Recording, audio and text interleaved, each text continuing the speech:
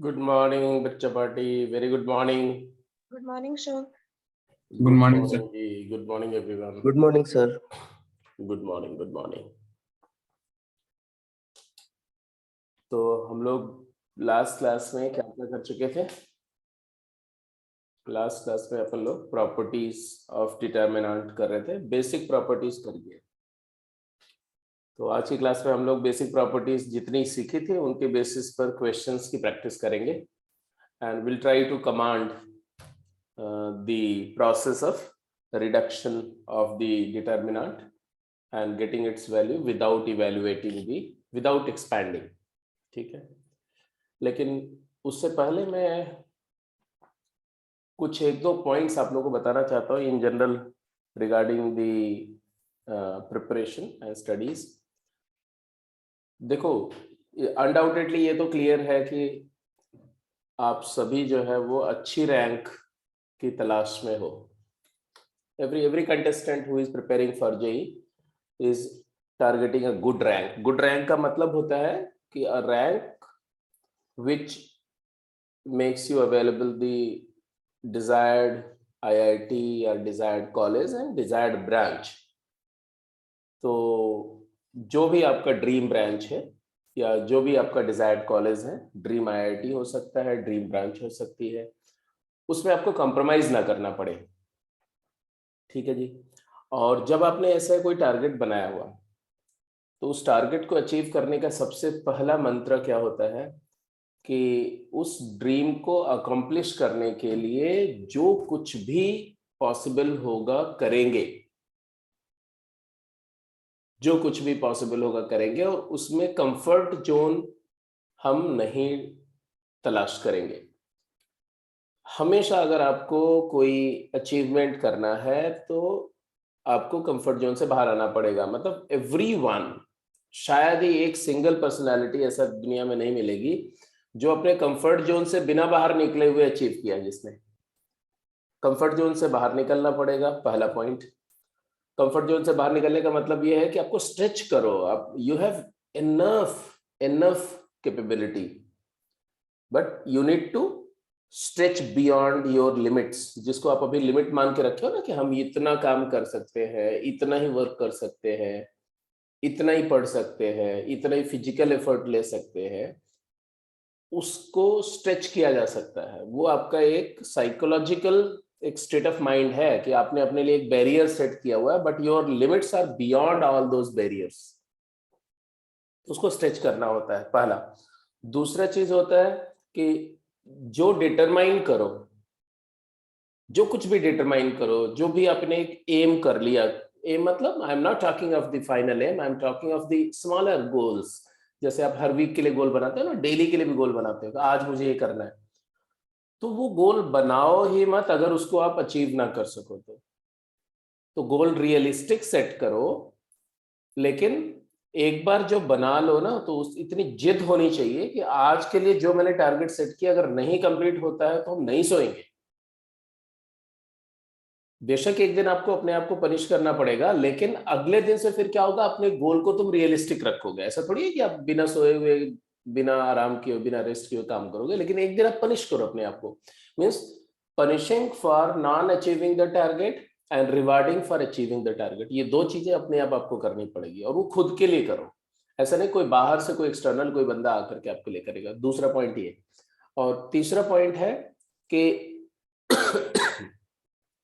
जो डिस्ट्रैक्शंस हैं उनको आप कट ऑफ करो, चाहे वो किसी भी तरह का डिस्ट्रैक्शन हो, चाहे वो पढ़ाई का डिस्ट्रैक्शन हो, मतलब एक जो इंटर सब्जेक्ट राइवलरी होती है, चाहे वो फ्रेंड्स का और सोशल सर्किल नेटवर्किंग का डिस्ट्रैक्शन हो, वो सारी चीज को कट करना पड़ेगा आपको। और पांचवा, अपना फोकस, अपना कंसंट्रेशन को एकदम टॉप पे ले जाना पड़ेगा। तो ये जो कुछ पॉइंट्स हैं इनको करना पड़ेगा, then only the target will be achieved. ठीक है। अब अगर मान लो हमें सिलेबस जल्दी करना है और क्वालिटी से करना है, तो ऑब्वियस ही बात है कि हम थोड़ा सा एक्स्ट्रा पेन लेंगे, हम प्लान करेंगे। आपको भी प्लान करना पड़ेगा। रादर मैं ना बोलूं, आप मुझे प्लान करके बताओ कि सर मेरे पास में ये स्पेस है और इस पे कुछ और काम करते हैं। तो उसके हिसाब से I am ready to work with you. तो चलो ठीक है, ये तो ऐसे ही इन जनरल मेरे दिमाग में कुछ पॉइंट्स आए तो आपको बता दिया कि थोड़ा चार्ज होना बहुत जरूरी है। Now is the time you need to get charge. अब आ जाइए क्वेश्चंस पे। हम लोग जो लास्ट प्रॉपर्टी हमने करी थी apart from the first 9 property, उसमें 10वीं प्रॉपर्टी ये थी कि अगर किसी भी डिटर्मिनेंट में किसी भी रो को से ith रो को मीन्स ith रो के एलिमेंट में किसी दूसरी रो के कॉरेस्पॉन्डिंग एलिमेंट के स्केलर मल्टीपल्स को ऐड करते हैं।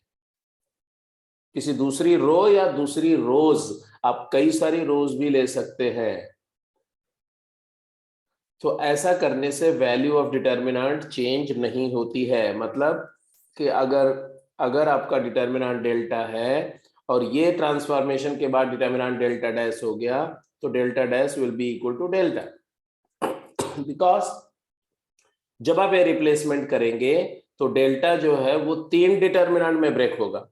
पहला आर आई वाले एलिमेंट के corresponding delta plus R J के corresponding delta J plus R के वाले समेशन के कॉरेस्पॉन्डिंग डेल्टा के, जिसमें ये डेल्टा जे में ith and jth row identical हो जाएगी। ith और jth रो आइडेंटिकल होगी और इस वाले में इसमें ith रो kth रो के आइडेंटिकल हो जाएगी। और आप जानते हो कि जब डिटर्मिनेंट्स में कोई 2 रो या कोई 2 कॉलम आइडेंटिकल हो गए तो वैल्यू 0 हो जाती है, इसलिए ये वाले डिटर्मिनेंट की वैल्यू भी 0 हो जाएगी और इसकी वैल्यू भी 0 हो जाएगी। तो वर्चुअली आपका आंसर आएगा delta is equal delta plus 0, इसलिए डिटर्मिनेंट की वैल्यू चेंज नहीं होगी। और इसी रो की हेल्प से हम रिडक्शन करेंगे। रिडक्शन करेंगे कैसे, एक एग्जांपल लेके मैं आपको बताता हूँ कैसे रिडक्शन करेंगे। ये प्रॉपर्टी कर चुके थे ना? Hello, yes sir. तो जैसे मान लो कि एक बेसिक तरीका मैं बता रहा हूँ कि प्रोसीजर क्या होगा, एल्गोरिदम कैसे होता है, कैसे वर्क करते हैं, फिर उस पर एक एग्जांपल लेके समझाता हूँ, फिर क्वेश्चन पे जाते हैं। एल्गोरिदम समझ लोगे ना तो आपको एक कॉन्फिडेंस आ जाएगा कि हाँ ये हर एक में किया जा सकता है। जैसे मान लो एक मैं 3x3 के लिए वर्कआउट करके दिया। मान लो एक डिटर्मिनेंट है तुम्हारा और उसके अंदर एलिमेंट है ऐसा a11 a12 a13 a21 a22 a23 a31 a32 a33। so any determinant, algorithm किस बात के लिए, any determinant delta can be made triangular. Triangular मतलब समझते हो ना, ट्रायंगुलर मैट्रिक्स के डिटर्मिनेंट को हम ट्रायंगुलर डिटर्मिनेंट बोलते हैं। मतलब जिसमें डायगोनल के बिलो या डायगोनल के अबव सारे एलिमेंट 0 हो जाए। प्रोसीजर क्या है देखो, पहला स्टेप, ये जो एलिमेंट है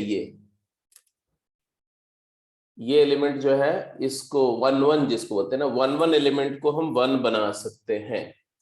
तो प्रेफरेबली जरूरी नहीं कि 1 बनाए, बिना बनाए हुए भी कर सकते हैं, बट बिना बनाए हुए अगर करेंगे तो हो सकता है कि हमारा कैलकुलेशंस थोड़ा सा कॉम्प्लिकेटेड हो, और अगर 1 बना के करेंगे इस जगह पर तो कैलकुलेशन सिंपल होंगे। तो मेक या रिड्यूस a11 एलिमेंट एज 1 कैसे करेंगे, तो उसके लिए बहुत सारे तरीके हैं। आप ये भी दे सकते हो कि इस रो, फर्स्ट रो या फर्स्ट कॉलम में अगर कोई एलिमेंट 1 है, जैसे अगर ये वाला एलिमेंट 1 है तो ये 2 रो को इंटरचेंज कर दो, r1 इंटरचेंज विद r2 तो यहां पर 1 आ जाएगा। और अगर यहाँ 1 है तो 2 कॉलम को इंटरचेंज करके 1 बना सकते हो, या इसी एलिमेंट को फर्स्ट रो या फर्स्ट कॉलम से कॉमन ले लो तो 1 बनाया जा सकता है। ठीक है, अच्छा जरूरी नहीं कि इसी को 1 1 बनाए, आप किसी और को भी 1 1 बना सकते हैं, लेकिन मैं बोल रहा हूं कि बिकॉज मुझे ट्रायंगुलर फॉर्म में ले जाना है तो हम इसी को 1 1 बनाएंगे, a11 को 1 बनाएंगे। अब इसके बाद दूसरे स्टेप में क्या करना है, स्टेप 2, इसको 1 बनाने के बाद देखो ये 1 है, दिस इज 1, ये 1 है ना। तो 1 में अगर कोई भी एलिमेंट मल्टीप्लाई करो तो वही नंबर बन जाती है। 1 मल्टीप्लिकेटिव आइडेंटिटी एलिमेंट होता है नंबर्स का। तो अगर ये 1 है और हमें इसको 0 बनाना, तो मैं ऐसे लिखूंगा r2 is replaced by r2 minus a21 times r1। तो जब मैंने फर्स्ट रो के एलिमेंट में ये वाले एलिमेंट A21 से मल्टीप्लाई किया तो 1 इंटू A21 इज A21, तो ये A21 माइनस A21 में से A21 सब्ट्रैक्ट होके 0 बन जाएगा, तो यहां पर 0 बन जाएगा, ठीक है। और इसी 1 की हेल्प से यहां भी 0 बना सकते हैं, कैसे? R3 इज रिप्लेस्ड बाय बोलो R3 minus A31 times R1। ऐसा करने से क्या होगा? दीज टू, ऐसे लिख दो, दीज टू रो ऑपरेशंस, इसको रो ट्रांसफॉर्मेशन भी बोलते हैं, रो ऑपरेशंस। ऐसा करने से वैल्यू नहीं चेंज होती, ये तो आपको पता है। These two row operations reduce first element of R2 and R3 0, ठीक है। कैसे? एक एग्जांपल लेके साथ के साथ करते जाते हैं तो ज्यादा अच्छा से आपको समझ में आएगा। जैसे मैंने बोला कि सपोज करो कि एक डिटर्मिनेंट डेल्टा हमारा कुछ ऐसा है, ओके, दिस इज 1, मैं पहले से 1 ले रहा हूं, अगर आपको 1 नहीं दिख रहा है यहाँ पर तो आप मैं ऐसा लिख देता हूँ, मान लो ये 2 है और ये भी 2 है और ये भी 2 है, राइट। और यहाँ पर है हमारा 1 एंड 1 नहीं लेता हूँ, यहाँ पर भी कुछ ऐसा ले लेता हूँ, 2 3 4, यहाँ पर है 4 9 16, मान लो ऐसा है कुछ। ये डिटर्मिनेंट है, मुझे इसकी वैल्यू इवेलुएट करनी है विदाउट एक्सपेंशन, मतलब ओनली यूजिंग द प्रॉपर्टीज। तो सबसे पहला स्टेप मैंने क्या किया? पहला स्टेप किया कि R1 is replaced by half R1। अब आपको पता है कि हम फैक्टर कॉमन ले रहे हैं, फर्स्ट रो के सारे एलिमेंट से 2 कॉमन ले रहे हैं, इसी को बोलते हैं ना कि फर्स्ट रो में हाफ मल्टीप्लाई कर रहे हैं। तो आप कोई नंबर से मल्टीप्लाई करते हो तो डिटर्मिनेंट की वैल्यू पूरा का पूरा उस नंबर से मल्टीप्लाई हो जाती है, तो अब जो न्यू डिटर्मिनेंट बनेगा वो तो डेल्टा का आधा हो जाएगा, हाफ डेल्टा हो जाएगा। तो उसको मतलब उसको कॉम्पनसेट करने के लिए हम ऐसा लिखेंगे, इस ऑपरेशन से यहाँ 2 कर देंगे, बाहर 2 कर दिया और अंदर हाफ मल्टीप्लाई कर दिया। समझ में आ रही बात? यस। साथ के साथ बताते रहना। हाँ जी, ये बेटा 2 है, ये 3 है, ये 4 है और ये 4 है, ये 9 16। आप इसी बात को ऐसे बोल सकते हो कि 2 कॉमन ले लिया, तो ये लिखने इसकी जगह ये भी लिख सकते हो, और taking 2 common from first row, from R1। Anyway, अब इसके बाद अब ये एलिमेंट मेरा 1 हो गया। अब इस 1 की हेल्प से मैं यहां भी 0 बना सकता हूं, यहां भी 0 बना सकता हूं, और यहां भी 0 बना सकता हूं, यहां भी 0 बना सकता हूं। चाहे मतलब या तो मैं रो ऑपरेशन करूंगा या तो कॉलम। आप बोलो मैं क्या करके दिखाऊं, रो ऑपरेशन करके दिखाऊं या कॉलम? जो आप बोल दोगे उससे करके दिखा देंगे। रो से रिड्यूस करके दिखाऊं, कॉलम से करना है, ओके। तो अब यहां मैंने बोला कि C2 कॉलम 2 में से कॉलम 1 के एलिमेंट को सब्ट्रैक्ट करता हूं, मतलब फर्स्ट कॉलम के एलिमेंट को -1 से मल्टीप्लाई करके सेकंड कॉलम में ऐड करता हूं यूजिंग द लिनियरिटी प्रॉपर्टी। तो C2 replace by C2 minus C1, C2 में से C1 सब्ट्रैक्ट किया, या C2 में C1 का -1 मल्टीपल ऐड किया, तो प्रॉपर्टी तो यही वाली लग रही है। एंड कॉलम 3 में से भी अगर मैं कॉलम 1 के एलिमेंट को सब्ट्रैक्ट करूंगा तो यहां 0 हो जाएगा, तो C3 replace by C3 minus C1। ये 2 ऑपरेशन करने के बाद ये चीज रिड्यूस होकर के ऐसे बन जाएगी ना, क्या बनेगा बोलो? यहां लिख दिया मैंने, ये फर्स्ट कॉलम को मैंने चेंज नहीं किया, it remains 1 2 and 4। Second column के element 1 minus 1 is 0, 3 minus 2 is 1, तो यहां हो गया 0, ये हो गया 1। 9 minus 4 is 5, 1 minus 1 is 0, 4 minus 2 is 2, 16 minus 4 is 12. So what do you observe that after going through this property and this property, और जब 3/3 का डिटर्मिनेंट है और रो या कॉलम रिडक्शन कर रहे हैं तो एट ए टाइम आप ज्यादा से ज्यादा 2 रो को ही चेंज कर सकते हैं। क्यों? क्योंकि किसी एक रो की हेल्प से आपने 2 को चेंज किया। अब अगर तीसरे को भी चेंज करेंगे तो डिपेंडेंट ट्रांसफॉर्मेशन हो जाएगा, क्योंकि जो चेंज्ड रो है, बाकी दोनों रो चेंज हो चुकी है, तो अब आप पुरानी रो, पुराने दोनों दो कॉलम चेंज हो चुके हैं, पुराने कॉलम को आप इस्तेमाल नहीं कर सकते, ठीक है। तो all but one can be changed. तो यहां से यहां आ गए, अब ये जीरो हो गया। अब मुझे ट्रायंगुलर बनाने के लिए यही तो जीरो चाहिए, ये वाला, ये एलिमेंट जीरो चाहिए।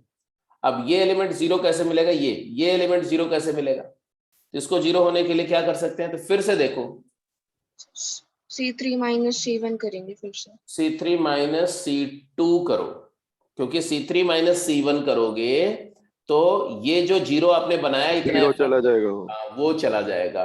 तो अब इसके बाद में यहाँ पर मैं पहले कर देता हूँ, बाद में मैं इस स्टेप को कंप्लीट करूंगा। तो यहाँ पर लिखेंगे C3 replaced by C3 minus C2। क्यों?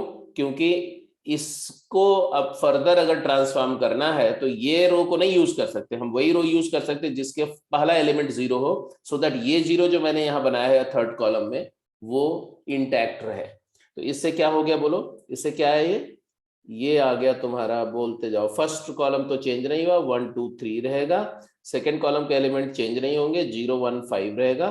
थर्ड कॉलम में जीरो में से जीरो गया जीरो, टू में से वन, टू में से C3 माइनस C2 नहीं करना है, मेरी sorry, C3 minus two C3 minus 2C2 करना है। तो यहाँ पर जीरो रहा बेटा, यहाँ पर जीरो हो गया, और यहाँ पर इसका डबल इसमें से क्या गया, 2 आया कि नहीं आया? Yes sir. अब इसके बाद ये डिटर्मिनेंट बन गया ट्रायंगुलर। ट्रायंगुलर डिटर्मिनेंट का वैल्यू क्या होता है बोलो? ट्रायंगल डिटर्मिनेंट का वैल्यू होता है product of the principal diagonal elements. ये तो प्रिंसिपल डायगोनल एलिमेंट्स का प्रोडक्ट क्या आएगा, 2 इंटू 1 इंटू 1 क्या हो गया बेटे, 2। इस डिटर्मिनेंट की वैल्यू आ गई, ठीक है। इसमें कहीं पर हमने एक्सपेंशन नहीं किया, सिर्फ प्रॉपर्टीज का इस्तेमाल किया। एनीवे, लेकिन हमने यहाँ पर कॉलम ऑपरेशन कर दिया, क्योंकि साकिब ने बोला कि सर कॉलम ऑपरेशन से रिड्यूस करो। बट अगर मैं जो ये एल्गोरिदम मान लो रो के लिए लिख रहा था, तो रो वाले एल्गोरिदम की कॉरेस्पॉन्डिंग मैं इसको करके दिखाता हूँ। ये नोट कर लिया, इसको हटा दूं मैं यहाँ से, मैं यहाँ से हटा रहा हूँ, ये वाले स्टेप से मैं हटा रहा हूँ। तो ये चीज को let me finish and okay. अब ये प्रॉपर्टी में क्या किया था आपने, पहले रो रिडक्शन करना था, तो मैंने बोला वैसे करते कि 1 कॉमन ले लिया था। तो ये वाली प्रॉपर्टी के बाद हमारा ये स्टेप अब ऐसा हो गया, यहाँ 2 2 2 के बजाय 2 बाहर आ गया, और ये 1 1 1 हो चुका था, है ना। फर्स्ट स्टेप के बाद ये हो गया था।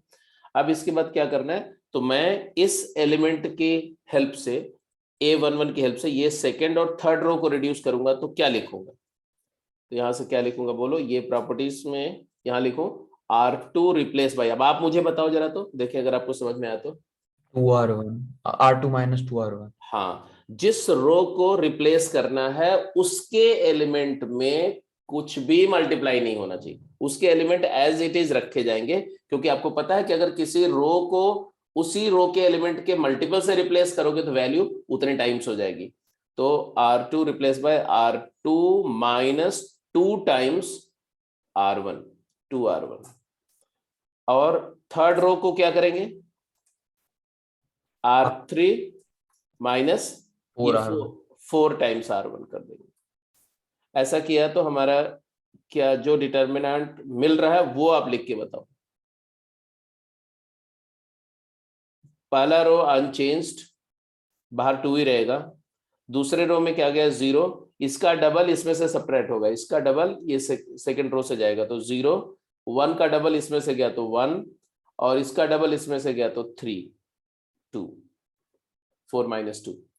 ऐसे ही फर्स्ट रो का ट्रिपल थर्ड रो से सब्ट्रैक्ट हो रहा है, फर्स्ट का ट्रिपल थर्ड से, तो 1 का ट्रिपल 4 में से गया तो क्या आएगा, यहां क्या आएगा, 1 का ट्रिपल मतलब 4 minus 3 is 1,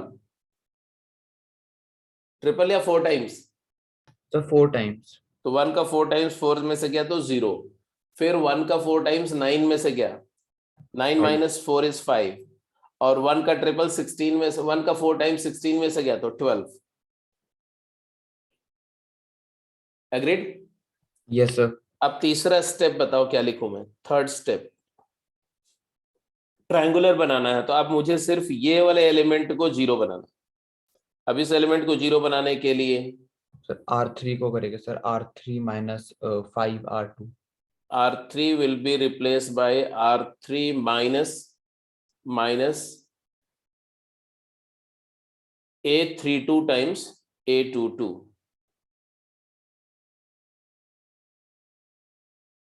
times A22,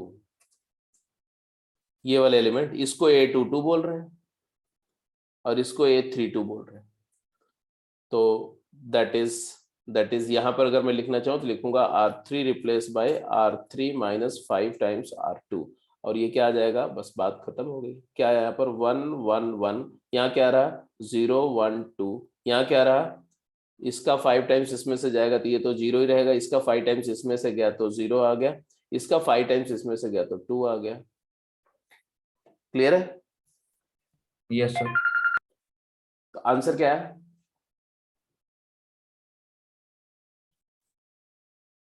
answer क्या है? 4। पहले आंसर क्या था? पहले वाले मेथड से गए थे तो आंसर क्या आया था? 4 ही था सर। आपने मतलब 2 लिखा था सर, लेकिन आपने वो 2 बाहर हाँ, एक बाहर वाला 2 भी था ना, क्योंकि Yes, 2 पहले स्टेप का, तो वो 5 बाहर वाला 2 और 2 4 ही आंसर है, वहां पर भी उसको भी सही कर देना। तो ये आ गया तुम्हारा आंसर 4।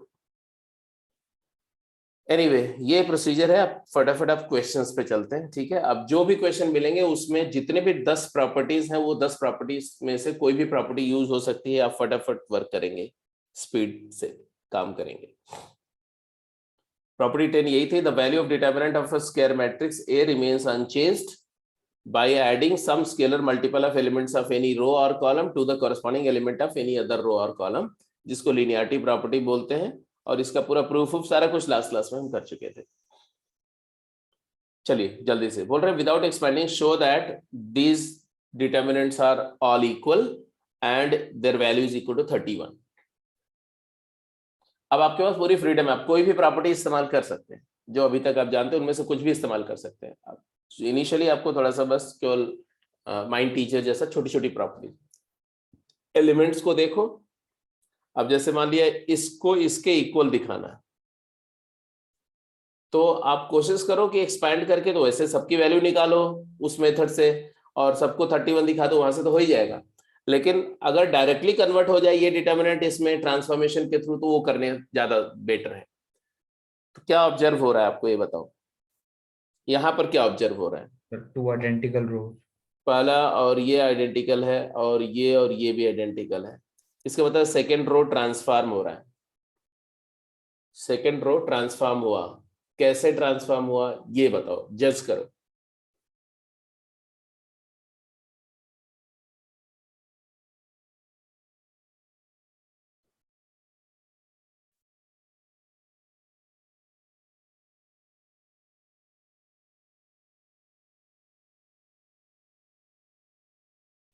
एक बात और कंफर्म हो रही कि सेकंड रो को ट्रांसफॉर्म करने के लिए भाई या तो फर्स्ट रो यूज हुई होगी या तो लास्ट। तुम्हें क्या लगता है क्या यूज हुआ?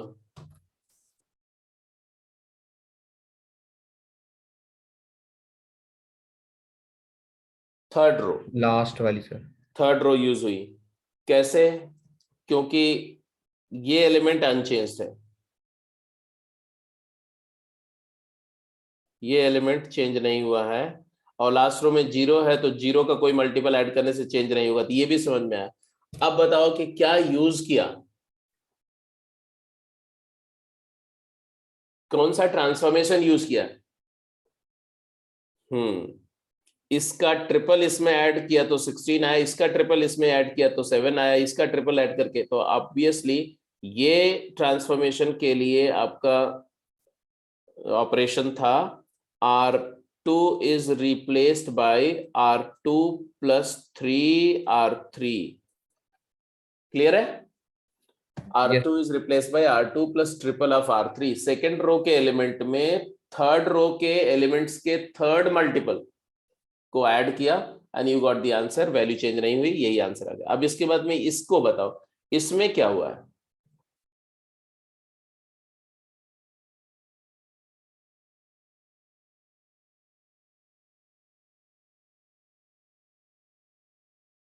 सर C1 में C3 सब्ट्रैक्ट किया।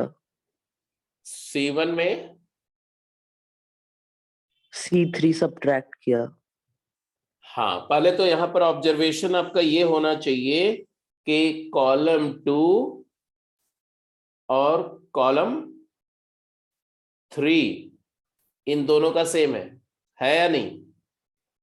Yes, 7 - 2 0 and 3 7 2।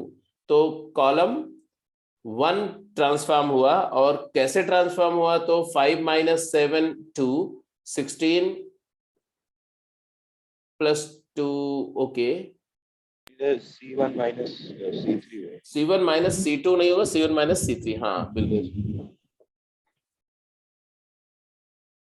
तो लिख दो जी, C1 is replaced by C1 - C3। तो आ जाएगा 5 - 3 is 2 and 16 - 7 is 9 and 5 - 2 is 3। और ये अब आंसर कैसा आया? 31। तो इवेल्युएट कैसे किया? तो इवेल्युएट करने के लिए ये तीनों में से किसी को भी एक्सपांड कर लो, क्योंकि तीनों को आप इक्वल प्रूफ कर चुके हो, तो आंसर आ जाएगा। किसको एक्सपांड कर ले? किसको एक्सपांड कर ले? वैसे किसी को भी कर लोगे तो आंसर आ जाएगा, लेकिन किसको करें? जल्दी बोलो। फर्स्ट को करें? हैं? चलो वैसे जी। अगर ऐसे तो मतलब मैक्स 0 देखना है इसमें, तो मतलब एक ही है तो कोई वो, ऐसे तो मैक्स 0। हाँ, मैक्स 0 से जाओ तो कोई एक जगह 0 बना लो, यहाँ पर एक 0 बना लो, या यहाँ 0 बना लो, है ना? इस कॉलम या इस रो में कोई एक 0 बना लो, तो वहां से भी रिड्यूस करके ऑर्डर हो जाएगा। बट अगर मैं पूरा वर्कआउट करता हूँ तो मैं ऐसे भी लिख सकता हूँ कि ये जो आपका डिटर्मिनेंट है, ये वाला पहला वाला, ये डिटर्मिनेंट को मैं ऐसा भी लिख सकता हूँ। कैसा लिख सकता हूँ? 1 1 - 2 1। आप बताना मैं क्या कर रहा हूँ। Okay, and 5 0 2 and 5 7 3। क्या किया मैंने? सर कॉलम रोल कर दिया, 2 कॉलम छोड़ के। रो को rolling of R1 over R2 and R3। दो रो के ऊपर रोल किया, ऐसे भी बोल सकते हो, या आप बोल सकते हो कि पहले R1 इंटरचेंज विद R2 कर दिया और फिर R2 इंटरचेंज विद R3 कर दिया, तो माइनस इंटू माइनस प्लस हो गया। एनीवे, अब इससे क्या हो गया कि हमारा वो बिल्कुल एल्गोरिथम के फॉर्म में आ गया, यहाँ 1 आ गया। अब इस 1 की हेल्प से मैं चाहूँ तो यहाँ 0 बना दो और यहाँ 0 बना दो, ऐसे कर सकता हूँ, या इन दोनों एलिमेंट को 0 बना दो, वो भी कर सकता हूँ। चलो ऑपरेशन बोलाओ फटाफट जल्दी से। कौन बोलेगा? एक बच्चा कोई वॉलंटियर करे।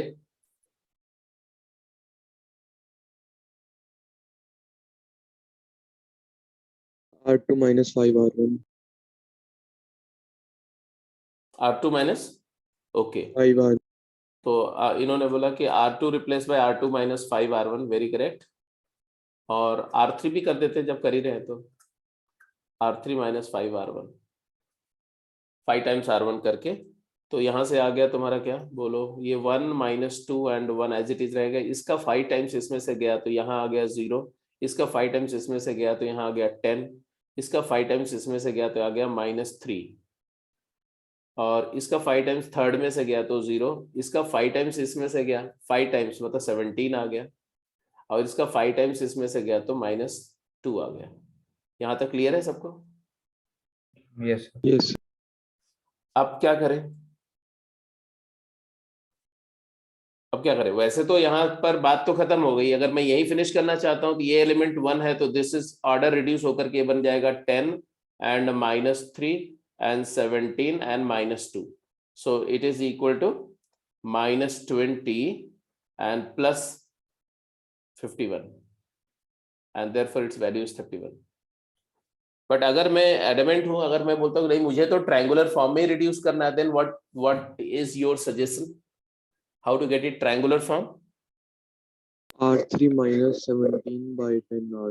हाँ, तो अब इसको 0 बनाने के लिए मैं लिखूंगा R3 is replace by third row negative -17 by 10 times second row, जिससे ये तुम्हारा ऐसा हो जाएगा 1 - 2 1 एंड यहाँ 0, यहाँ पर 10, यहाँ पर -3, यहाँ पर 0 रहेगा। इसको 17 by 10 से मल्टीप्लाई करेंगे और सब्ट्रैक्ट करेंगे तो यहाँ 0 आ जाएगा। इसको 17/10 से मल्टीप्लाई किया, इसमें ऐड किया तो आया -2 प्लस 17/10 टाइम्स -3 माइनस इंटू 3 तो 51/10। बोलो यही आ रहा है कि नहीं? बोलो यही आएगा ना? Yes, sir. तो अब यहाँ पे देखो ये दोनों का सम आ जाएगा 31/10। 31/10 को 10 से और 1 से डायगोनल एलिमेंट को मल्टीप्लाई करो तो आंसर वही आ जाएगा 31। तो पर्पसफुली ये एग्जांपल लेकर के आपको जो मैं वर्क करके दिखा रहा हूँ, पर्पस सिर्फ ये है कि आपके दिमाग में बिल्कुल सेट हो जाए कि you know how to proceed and how to reduce a determinant without expanding it, only using the properties of determinant into a triangular form. Every determinant can be reduced to a triangular determinant. ठीक है? हाँ, उसमें जिस determinant की value 0 होगी, जो determinant vanishing होंगे, वो ट्रायंगुलर बनाने के प्रोसेस में उनका या तो कोई रो 0 हो जाएगी या कोई कॉलम 0 हो जाएगा, या हो सकता है डायगोनल पर कोई 0 एलिमेंट आ जाएगा जिसकी वजह से उसकी वैल्यू अल्टीमेटली 0 हो जाएगी। और जो नॉन जीरो डिटर्मिनेंट होंगे, जो नॉन सिंगुलर मैट्रिक्स के डिटर्मिनेंट होंगे, उसके डायगोनल पर जो एलिमेंट आएंगे वो नॉन जीरो आएंगे और उसकी प्रोडक्ट से उसकी वैल्यू आ जाएगी। चलिए बी पार्ट का आंसर करिए क्विक, जल्दी। B, without expanding at any stage, evaluate this 2 3 5 6 4 8 and 10 10 18।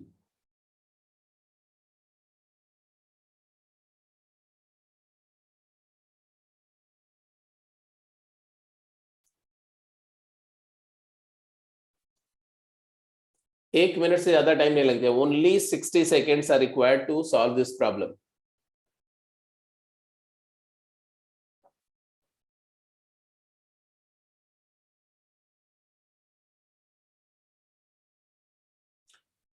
कौन सी प्रॉपर्टी सुटेबल होगी, उसके लिए आपको ये ऑब्जर्व करना होता है कि जो रोज के एलिमेंट है उनके बीच क्या कनेक्शन है, क्या रिश्ता है और क्या पॉसिबल रिश्ता हो सकता है, और कॉलम्स के एलिमेंट के बीच क्या रिश्ता हो सकता है।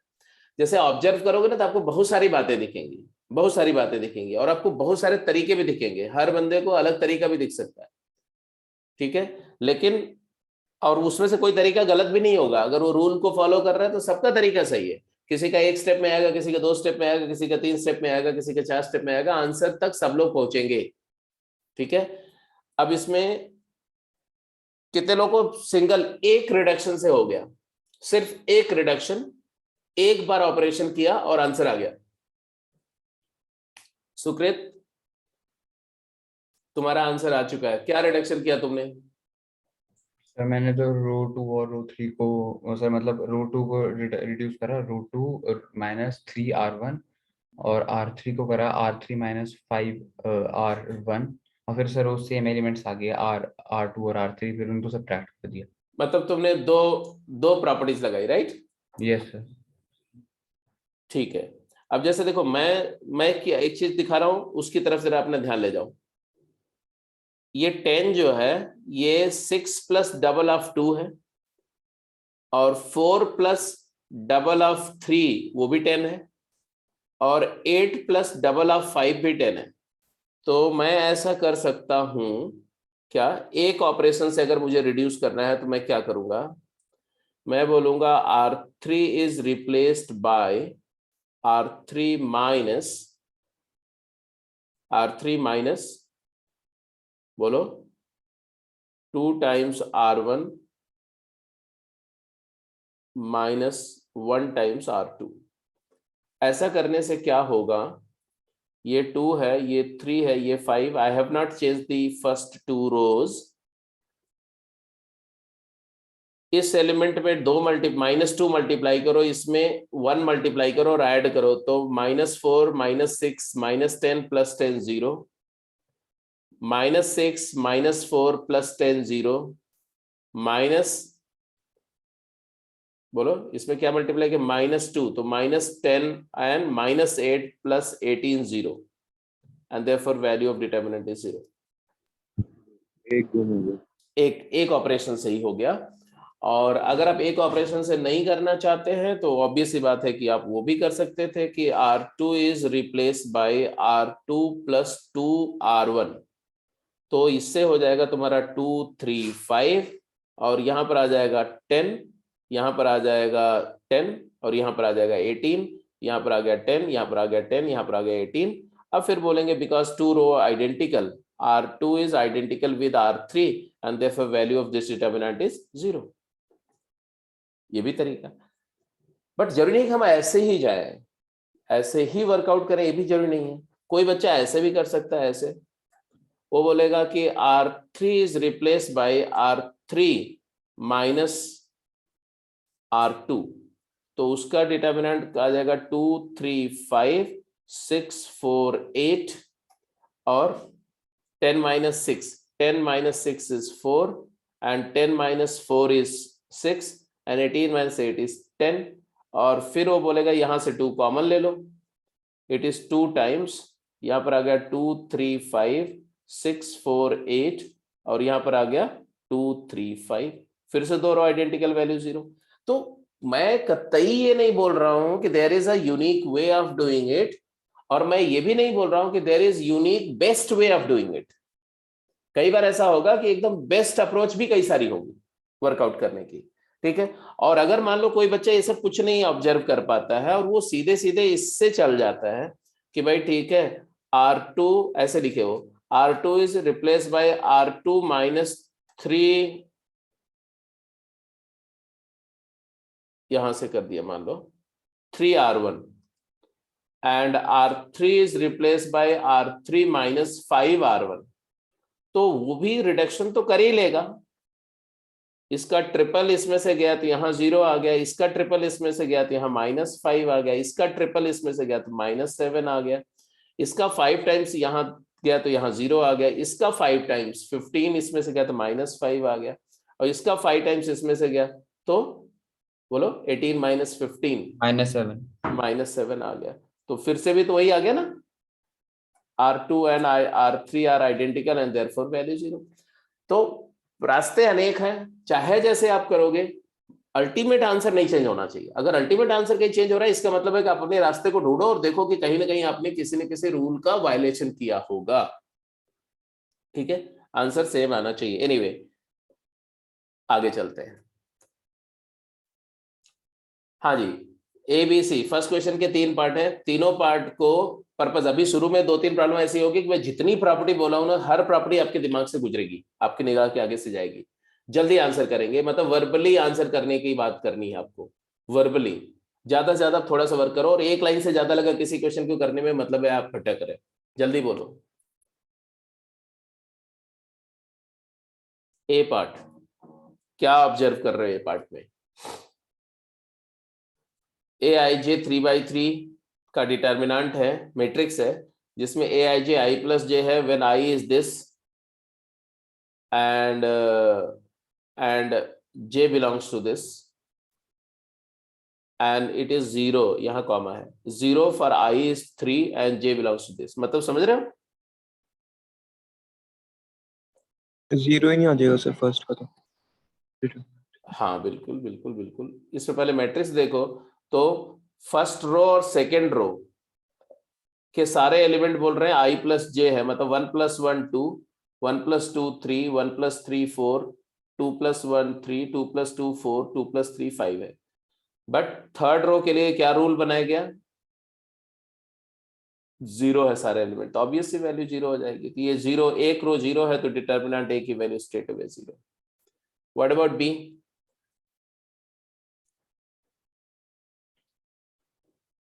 I less than J, I less than J, triangular हो जाएगा। हाँ बिल्कुल सही बात है, ट्रायंगुलर हो जाएगा। तो ये B मैट्रिक्स जो है वो तुम्हारा मैट्रिक्स ऐसा दिख रहा है कि AIJ is I into 1 into 1, 1 into 1 is 1। I less than J कौन से होते हैं? अपर ट्रायंगल के एलिमेंट होते हैं।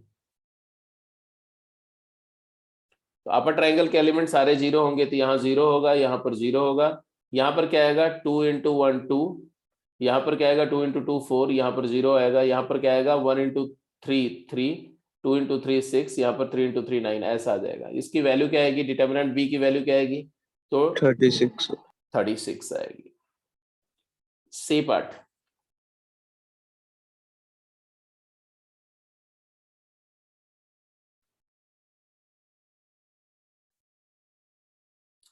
I cap, J cap, K cap are unit vector along the coordinate axis. 1 आएगा सर। हाँ, तो आपको ये अच्छी तरह से पता है कि किसी भी वेक्टर का मैग्नीट्यूड कैसे निकालते हैं और डॉट प्रोडक्ट कैसे निकालते हैं। ये आई कैप है मान लो, और ये जे कैप है मान लो, और ये के कैप है मान लो। तो I dot J, I dot I one, J dot J one, के डॉट के one, I dot J dot के डॉट आई जीरो। तो कीपिंग दैट इन माइंड, ये तुम्हारा डिटर्मिनेंट सी जो आएगा वो होगा, यहाँ जीरो होगा नहीं, वन, यहाँ पर वन, तो यहाँ पर जीरो और यहाँ पर जीरो, ये दोनों जीरो हो गए, ये भी जीरो हो गया, तो ट्रायंगुलर बन गया। जे डॉट जे वन हो जाएगा, के डॉट के वन हो जाएगा। अच्छा, जब ये ट्रायंगुलर हो गया तो इधर क्या आया मेरे लिए कंसर्न भी नहीं, क्योंकि इसकी वैल्यू तो यही आएगी। फिर भी अगर आपसे बोले कि आई प्लस जे का मैग्नीट्यूड क्या होता है, √2, ये भी √2 और ये भी √2, तो योर आंसर विल बी 1। ये तो बहुत ही सिंपल था, आगे चलते हैं।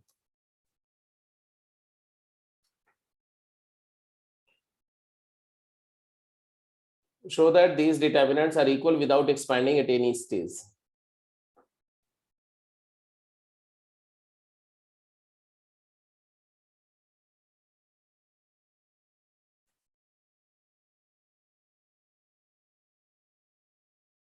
प्रॉपर्टीज लगानी है और प्रॉपर्टीज लगा के रिड्यूस करना है कि LHS इक्वल टू RHS या RHS equal to LHS। Sir first वाले में तो वो ट्रांसपोज का इक्वल होता है डिटर्मिनेंट, और फिर वहां से एक्सचेंज करके आ जाए। हाँ, तो जो जो प्रॉपर्टीज आपको लग रही है, एक तो आपने आइडेंटिफाई किया कि ट्रांसपोज करना पड़ेगा। तो अगर आप LHS से स्टार्ट कर रहे हो तो सबसे पहला तो ये हो गया कि टेकिंग ट्रांसपोज है ना, determinant A is equal to determinant A transpose बोलो, और या बोलो row are interchange with column.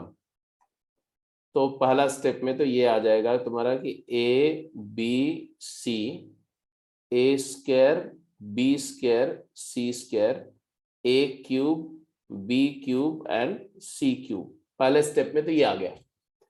अब इसके बाद क्या करना है, तो जो करते जाओ उसको RHS से कंपेयर करते जाओ। इसमें और इसमें क्या फर्क है, तो एक फर्क तो कॉमन सा है कि जो फर्स्ट कॉलम है वो एलिमेंट थर्ड कॉलम की जगह पर दिख रहे हैं, और R2 R1। तो मैं प्रेफर करूंगा कि इसको रोल कर दिया जाए।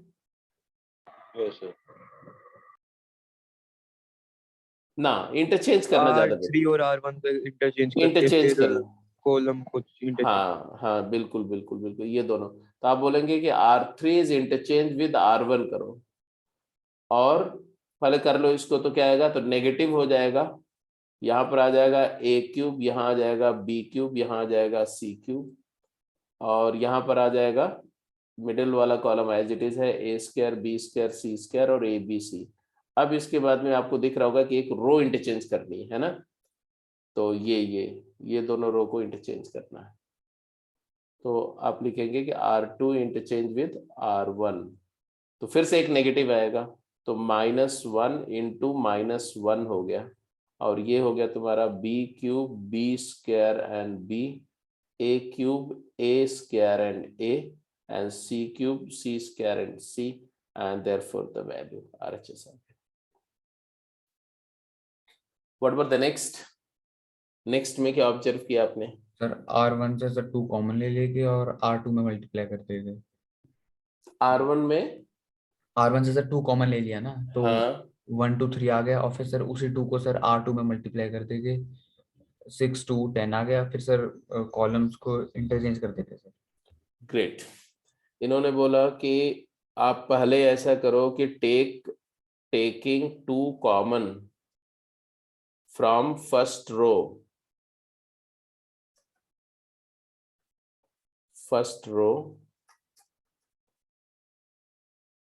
and inserting या मल्टीप्लाइंग इट कहां पर, R2 यहां से फर्स्ट रो से कॉमन लेके सेकेंड रो में इंसर्ट कर दो, तो ऐसा आएगा। पहले तो यहां से 2 निकाला, यहां से 2 निकाला, और इसमें डाला, यहां से 2 निकाल करके इसमें इंसर्ट कर दिया 2 को, तो यहाँ 1 2 3 आ गया, 1 2 3, और वो 2 गया इसमें, तो आ गया यहाँ पर 6 और 2 और 10, और यहां पर रहा 1 2 4, इसमें अभी कोई चेंज नहीं हुआ। अब क्या करें? अब 1 2 3 तो दिख रहा है यहाँ पर के बजाय यहाँ दिख रहा है, और 1 2 4 यहाँ दिख रहा है। पहले कॉलम एक्सचेंज फिर रो एक्सचेंज। हाँ, तो फिर वही बात है। अब यहाँ पर इसके बाद कर दो कि रो इंटरचेंज कॉलम इंटरचेंज, या कॉलम इंटरचेंज रो इंटरचेंज, जो करना चाहो वो कर सकते हो आप, ठीक है। तो अगर आप कॉलम इंटरचेंज रो इंटरचेंज करना चाहते हो, या मैं ऐसे लिख दूं कि R1 इंटरचेंज विद R3, तो ये आ जाएगा तुम्हारा नेगेटिव ऑफ, यहाँ पर आ जाएगा 1 2 4 and 6 2 10 and 1 2 3, and then C1 interchange with, नहीं C2 interchange with C3, and इस इंटरचेंज से एक और माइनस कॉमन आएगा, तो माइनस इंटू माइनस प्लस हो जाएगा, और ये 1 6 1 ऐसे रहेगा। यहाँ पर आ जाएगा तुम्हारा कितना, 4 10 3, और यहाँ पर आ गया तुम्हारा 2 2 2, एंड गॉट इट रिड्यूस्ड। तो ये सब सिर्फ एग्जाम्पल मैंने इसलिए लिए कि आपको देख देख करके पहले स्ट्राइक करना आ जाए, अच्छा क्या कौन सी प्रॉपर्टी लगाएं, कैसे करें, वो प्रॉपर्टीज के साथ में आपको मैं फेमिलियर कर रहा हूं कि कैसे प्रॉपर्टीज स्ट्राइक करती हैं दिमाग में। अच्छा, ये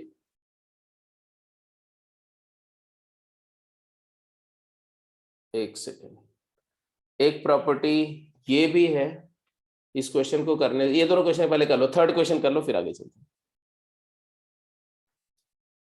हाँ जी,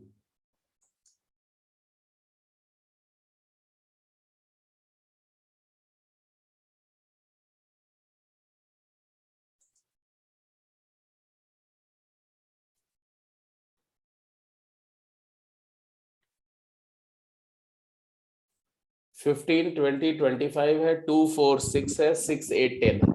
हो जाएंगे उसमें 5 कॉमन लेके उधर 2 लेंगे। यस सर, सेम आ जाएगी। हाँ, 5 कॉमन ले लिया तो तुम्हारा आ गया 3 एंड 4 एंड 5, 3 4 5, और उसी का डबल है लास्ट में। तो अगर मैं इस मैट्रिक्स को A बोल रहा हूं, तो determinant of A will look like this, taking 5 common from the first row and 2 from the second row, third row। इसको ऐसे लिखते हैं, R1 is replaced by 1 by 5 R1 and R3 is replaced by 1 by 2 R3। तो because मैंने first row और third row के element में respectively 5 1 by 5 and 1 by 2 multiply किया, तो कॉम्पनसेट करने के लिए बाहर मैंने 5 और 2 मल्टीप्लाई किया, मतलब मल्टीप्लाई एंड डिवाइड वाली बात हो गई। और यहां बन गया तुम्हारा क्या, 3 एंड 4 एंड 5। सेकेंड रो में एज सच मैंने कोई चेंज किया नहीं है। थर्ड रो के एलिमेंट में हो गया 2 कॉमन लिया आपने, तो 3 4 5, and therefore there are 2 identical rows, R1 become identical to R2, therefore value is 0. Next, वो भी सिमिलर है, उसमें फर्स्ट रो में 7 into 3 into 2 से मल्टीप्लाई, फर्स्ट रो में अगर हम 7 into 3 into 2 से मल्टीप्लाई,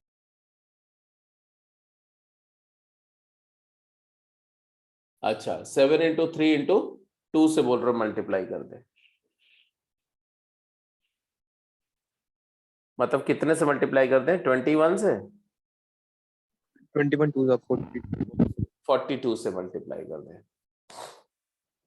ये भी बिल्कुल सही ऑब्जर्व किया इन्होंने कि अगर इसको बी मैट्रिक्स बोल रहे हो तो determinant of B is equal to, if I replace R1 by 42 R1, तो 1/42 times this is 21, this is 14 and this is 30, and this is 21 and this is 14, this is 30। तो दो रो आइडेंटिकल हो गई, value 0 हो गया।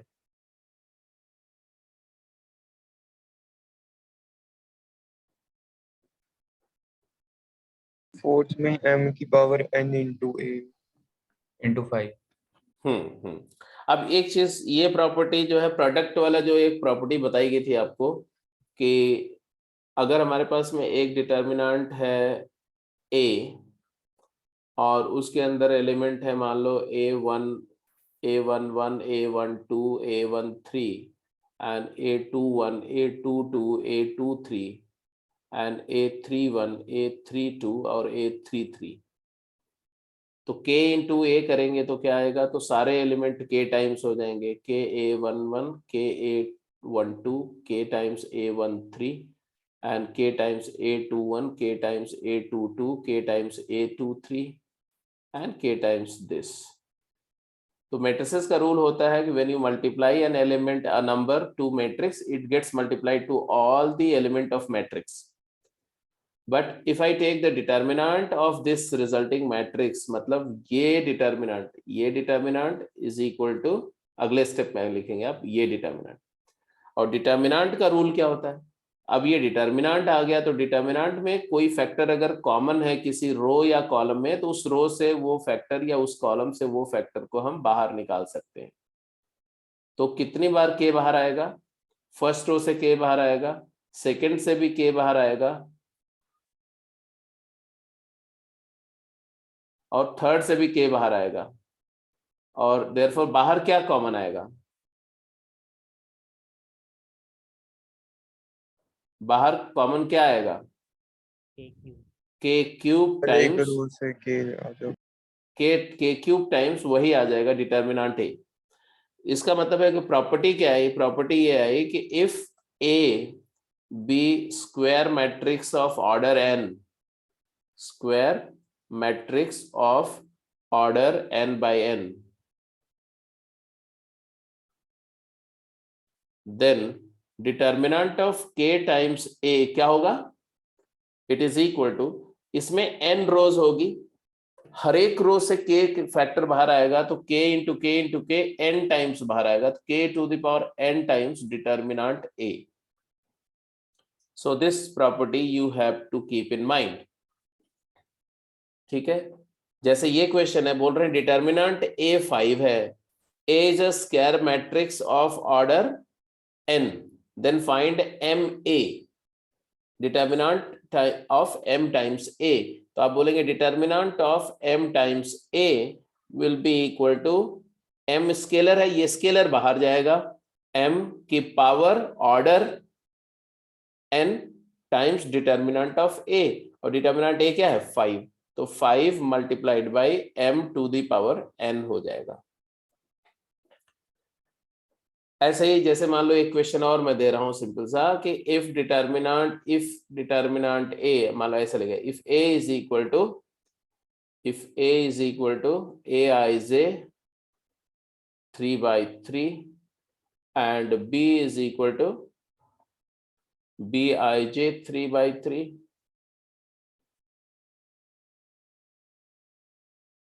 Okay, and determinant a is equal to 2, determinant b is equal to 4, then find determinant of 6 times या 3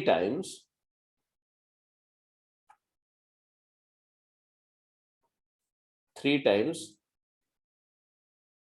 a into b into a inverse. ऐसा question पूछ दिया आपसे, 3 times A B A inverse, या आप A square B A inverse भी बोल सकते हैं। तो क्या करेंगे आप, तो सबसे पहले देखो ध्यान से, ए मैट्रिक्स 3/3 है तो ए स्क्वायर भी 3/3 होगा, बी भी 3/3 होगा, और इनवर्स मैट्रिक्स भी 3/3 ऑर्डर का होगा। तो ये प्रोडक्ट मैट्रिक्स का ऑर्डर क्या होगा, इसका ऑर्डर होगा 3/3। और अगर ये ऑर्डर, इसको आप डिटर्मिनेंट 3 इंटू सी टाइप का ट्रीट करो, सी 3/3 ऑर्डर का है, तो ये 3 बाहर जाएगा कितनी पावर के साथ, 3 to the power order 3 times आ जाएगा डिटर्मिनेंट ऑफ सी, मतलब determinant of A square into determinant of B into determinant of A inverse.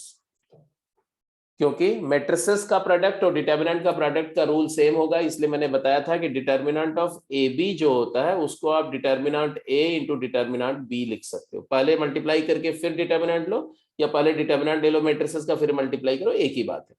तो ये कर लिया। अब डिटर्मिनेंट ए स्क्वायर मतलब determinant A into determinant A, ये हो गया 27 multiplied by determinant A into determinant A और बी का डिटर्मिनेंट इंटू ए इनवर्स का डिटर्मिनेंट क्या होता था, ये भी मैंने कराया हुआ है क्लास में आपको, क्योंकि ए और ए इनवर्स का प्रोडक्ट आई होता है ना, मल्टीप्लिकेटिव इनवर्स का कॉन्सेप्ट। तो इसका डिटर्मिनेंट आई का डिटर्मिनेंट 1 होगा, मतलब डिटर्मिनेंट ए और डिटर्मिनेंट ए इनवर्स का प्रोडक्ट 1 होगा, तो ए इनवर्स का डिटर्मिनेंट का वैल्यू डिटर्मिनेंट ए की वैल्यू का रेसिप्रोकल होगा।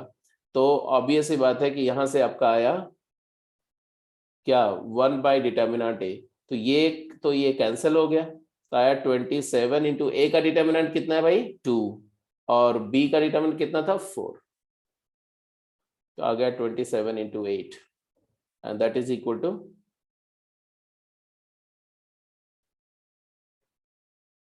यही है। Yes sir.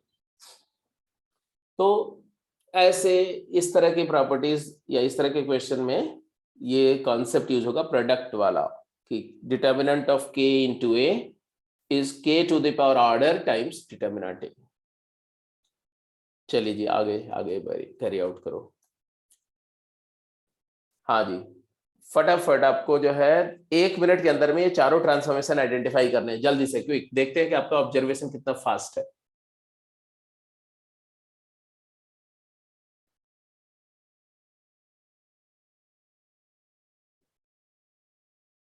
T1 में तो वो 2 बार एक्सचेंज कर दिया है रो को एक कॉलम को।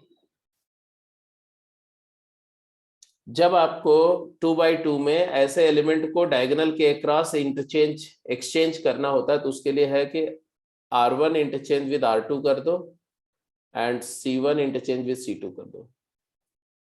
R1 R2 को इंटरचेंज किया और फिर कॉलम को इंटरचेंज कर दिया, तो ये आ गया -1 इंटू -1, तो प्लस रहेगा, तो वैल्यू नहीं चेंज होगी। इसके बाद यहाँ से ये क्या किया, कॉलम 2 में 3 से मल्टीप्लाई करके कॉलम 3 से डिवाइड कर दिया। कॉलम 2 में 3 मल्टीप्लाई किया और इसमें से डिवाइड किया, ठीक है, बिल्कुल कर सकते हो। या ये भी बोल सकते हो कि यहां से 3 कॉमन ले लिया, यहां से 3 कॉमन ले लिया, बट नहीं आप वही करो, ज्यादा बेटर है। वैसे यहां से 3 कॉमन लेकर के यहाँ रिप्लेस करोगे तो भी आ जाएगा क्या, नहीं कॉलम से लो, तो कॉलम 2 में से 3 मल्टीप्लाई किया और यहां से डिवाइड किया, ऐसे बोलो कि यहां से 3 निकाल के यहां इंसर्ट कर दिया, है ना। Yes sir. और सर इस पहली रो से 2 को निकाला और पहली रो से 2 निकाला और R2 में मल्टीप्लाई कर दिया, यहां से 2 निकाल के इधर इंसर्ट कर दिया, और ये तक आ गए आप। अब यहां से यहां आने का क्या जुगाड़ है,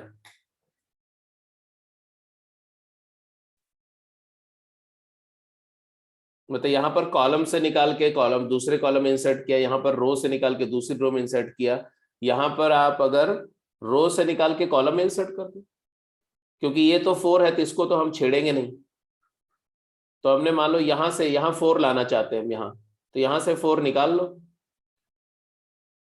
यहाँ से 4 निकालो, तो 4 निकालोगे तो क्या आएगा, रो 2 से 4 कॉमन लो, 4 18 एंड 4 कॉमन लिया, रादर 3 कॉमन लो 3, तो यहाँ आ गया 4, यहाँ आ गया 12। अब ये 4 बाहर आ चुका है, 3 बाहर आ चुका है, अब ये 3 को हम यहाँ इंसर्ट कर दें कॉलम 1 में, आ गया। Yes sir. तो सेकेंड रो से 3 फैक्टर कॉमन लेकर के और सेकेंड कॉलम में इंसर्ट कर दिया मैंने। मतलब ये मैं आपको बता रहा हूँ, ये सब काम कर सकते हैं। किसी रो से कॉमन लेके किसी दूसरे रो में इंसर्ट कर दो, किसी रो से कॉमन लेके किसी कॉलम में इंसर्ट कर दो।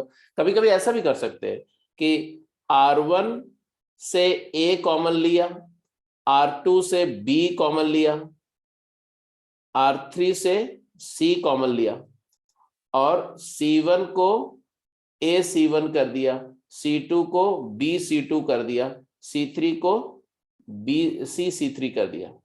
ऐसा भी कर सकते हैं कि रो वाइज कॉमन लो और कॉलम्स में इंसर्ट कर दो। ये सब चीजें अलाउड है, क्योंकि अगर आप कॉमन लेके उस एलिमेंट को बाहर रखते हो तो उतने टाइम्स वैल्यू नजर आएगी, और उसको अगर वापस इंसर्ट कर देते हो तो फिर से वही का वही हो गया। तो these are the allowed properties which you can do without altering the value of the determinant. चलो ये क्वेश्चन मैं अभी स्किप कर रहा हूं, क्योंकि अब उस तरह का क्वेश्चन कई सारे कर चुके हैं, तो आप अपने आप करना, आपके गेम में ये क्वेश्चन होगा। ठीक है, इसको देख लिखेंगे प्रॉपर्टी 11। ठीक है, और फिर वापस क्वेश्चंस में आएंगे। प्रॉपर्टी 11 क्या थी जी? 11th में 10th प्रॉपर्टी याद है आपकी ना? Yes sir. Linearity property. अच्छा, डिटर्मिनेंट का एक्सपेंशन की प्रॉपर्टी याद है? definition value of determinant is, what is the value of determinant? The value of determinant is the summation of the product of elements of row with their corresponding cofactor. मतलब in any determinant, summation of the product of the elements of any row or column with their corresponding cofactor is equal to the value of determinant. ये तो सबको याद है ना, कहानी तो start ही यहीं से हुई कि अगर किसी डिटर्मिनेंट की किसी रो के एलिमेंट या किसी कॉलम के एलिमेंट में उन्हीं के कॉरेस्पॉन्डिंग कोफैक्टर को मल्टीप्लाई करके ऐड किया जाए तो रिजल्टिंग नंबर उस डिटर्मिनेंट की वैल्यू होती है। यहीं पर एक दिमाग में क्वेश्चन आता है कि अगर किसी रो के एलिमेंट्स में किसी दूसरी रो के कोफैक्टर्स को मल्टीप्लाई कर दिया जाए और फिर ऐड किया जाए तो क्या आएगा? तो प्रॉपर्टी बोलती है कि तो 0 आएगा। तो वैल्यू की ऑफ डिटर्मिनेंट की प्रॉपर्टी ये है, जो कि आप पहले से जानते हैं। अब ये प्रॉपर्टी लिखो अलग से। If in any determinant summation of the products of elements of any row or column with the cofactors of corresponding element of any other row or column vanishes. मतलब आपको बोला गया कि अगर मान लो इस डिटर्मिनेंट को मैं यहां से एक्सपेंड कर रहा हूं, या किसी भी रो से कर लिया, मान लो यहां से एक्सपेंड कर दिया यहां से, तो क्या आएगा? Delta is equal to A21 C21 plus A22 C22 plus A23 C23। Second row के एलिमेंट को उनके कोफैक्टर से मल्टीप्लाई किया, कॉरेस्पॉन्डिंग कोफैक्टर से मल्टीप्लाई किया और ऐड किया, इसको बोलते हैं एक्सपेंडिंग अलोंग सेकेंड रो। तो जो नंबर आई उसी को हम वैल्यू ऑफ डिटर्मिनेंट बोलते हैं। 21 एलिमेंट इंटू 21 का कोफैक्टर प्लस 22 एलिमेंट इंटू 22 का कोफैक्टर इंटू 23 एलिमेंट इंटू 23 का कोफैक्टर, जो रो के एलिमेंट है उन्हीं एलिमेंट के कोफैक्टर से मल्टीप्लाई किया। बट ये बी वाली प्रॉपर्टी क्या बोल रही है कि अगर आप एलिमेंट तो ले लो सेकेंड रो के,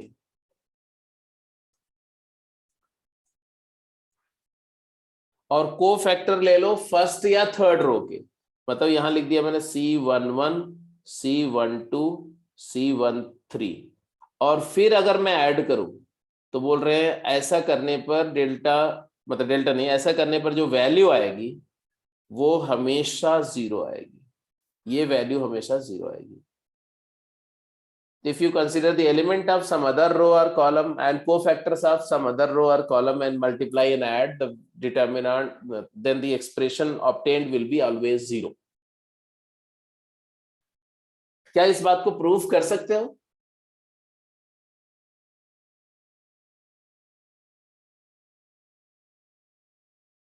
जैसे अगर मुझे ये चीज को 0 दिखाना है तो क्या करूं मैं? सेकेंड रो का एलिमेंट और फर्स्ट का कोफैक्टर, तो मैं इसमें एक ऑपरेशन कर रहा हूं। R1 is replaced by R1 plus R2. क्या आया बेटा? डेल्टा तुम्हारा चेंज नहीं होना चाहिए as per the linearity property, तो यहां आ गया A11 plus A21, A12 plus A22, A13 plus A23, और यहां पर सेम रहेगा। क्या आप एग्री करते हो कि ये डिटर्मिनेंट की वैल्यू ओरिजिनल डिटर्मिनेंट की वैल्यू के इक्वल है? Yes sir. Yes sir.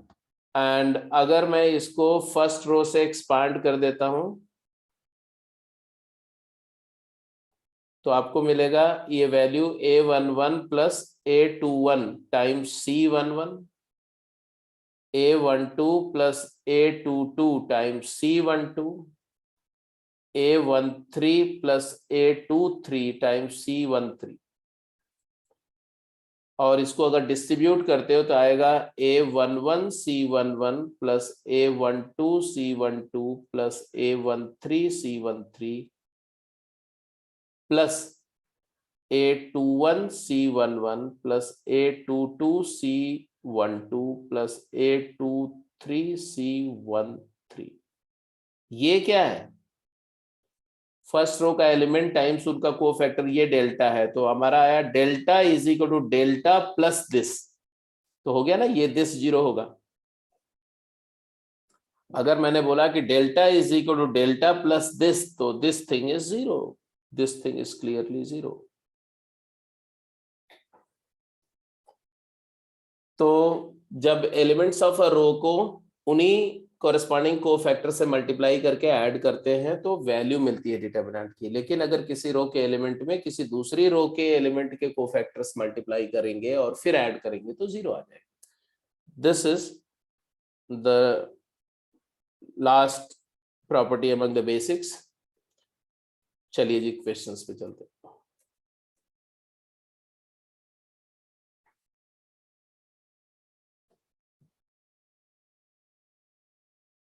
जल्दी आंसर करो।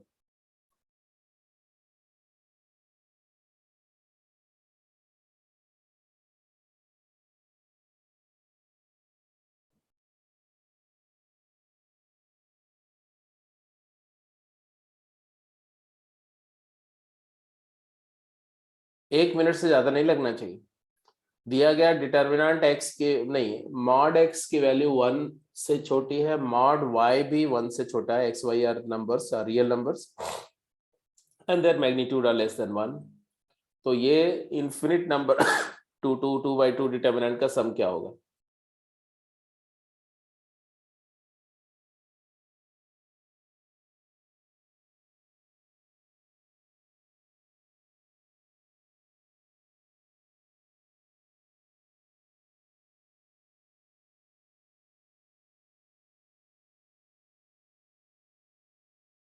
फर्स्ट वाले का तो a y by 1 plus y minus b x by 1 plus x। Right, क्या किया? सर जो सबसे पहले तो हर एक में ऊपर ए भी कर दिया, उसके बाद फिर वो सम वाली प्रॉपर्टी। ये जो मिडल वाला है जैसे इसको अगर देखो तो ऐसे लिख सकते हो, फर्स्ट वाले को एज इट इज रहने दिया और सेकंड वाले को रो इंटरचेंज कर दिया, तो यहाँ माइनस आ जाएगा। क्या? ए बी और यहाँ एक्स स्क्वायर वाई स्क्वायर आएगा। आएगा कि नहीं आएगा? यस। अब इसमें अगर ये माइनस यहाँ नहीं भी रखना चाहते हो तो ये प्लस करके यहाँ minus x square minus y square लिख सकते हो। तीसरे वाले को एज इट इज रखो, a b x cube y cube, और चौथे वाले को फिर से रो इंटरचेंज करके माइनस को अंदर कंज्यूम कर लो तो आ जाएगा a b minus x four y four. And इस तरह से एक इन्फिनिट सीरीज आ जाएगी जिसका फर्स्ट रो हर एक डिटर्मिनेंट का आइडेंटिकल है, सेम है, सेकंड रो वेरिएबल है, तो समेशन वाली प्रॉपर्टी से ये आ जाएगा तुम्हारा यहाँ पर a और यहाँ पर b और यहाँ पर आ गया तुम्हारा x minus x square plus x cube minus x four and so on so forth up to infinity, और यहाँ पर आ जाएगा y minus y square plus y cube minus up to infinity. and therefore it is simple a and b. gp है ये, तो x upon 1 plus x and y upon 1 plus y, infinite gp का सम हो गया है ना, a upon 1 minus r, sum infinity, and therefore इसका answer आ गया तुम्हारा क्या, a y upon 1 plus y minus bx upon 1 plus x. This was okay. ऐसे ही बी वाला पार्ट भी दिख रहा है। समेशन की प्रॉपर्टी क्या बोलती है कि we can add any number of determinant without expanding and evaluating their value provided they have all but one row oblique column identical. तो इसमें देखो तो दो रो आइडेंटिकल है, एबीसी एक्सवाईजेड सब में है, सिर्फ पोजीशनिंग उसकी सही करनी है, दुरुस्त करनी है आपको। तो क्या लिखेंगे इसको? रोलिंग थ्योरम से। हाँ, अगर तुम इसमें रोलिंग कर दो, यहां ला दो, 2 रोज छोड़ के, हाँ ऐसे ही इसमें भी, मैं एबीसी को ऊपर 2 रोज छोड़ के, हाँ इसको भी रोलिंग कर दो, 2 रो के ऊपर यहां ला दो इस जगह पर, और इसको ऐसे रहने दो। तो सबका फर्स्ट और सेकेंड रो आइडेंटिकल हो जाएगा, है कि नहीं? Yes sir. और फर्स्ट सेकंड रो आइडेंटिकल हो जाएगा तो वैल्यूज ऐड करना होगा, तो समेशन क्या आएगा, फर्स्ट रो रिजल्ट एलिमेंट जो आएगा वो फर्स्ट रो तो एबीसी ही आ जाएगा, second row X Y Z आ जाएगा सबका। अब थर्ड रो के एलिमेंट सबके ऐड हो जाएंगे, कैसे? 1 2 3 4, 1 + 2 + 3 + 4, यहां क्या आ जाएगा, यहां 3 4 5 6, 3 + 4 + 5 + 6, और लास्ट वाले में क्या आ जाएगा, 5 6 7 8, 5 + 6 + 7 + 8, तो आंसर आ जाएगा।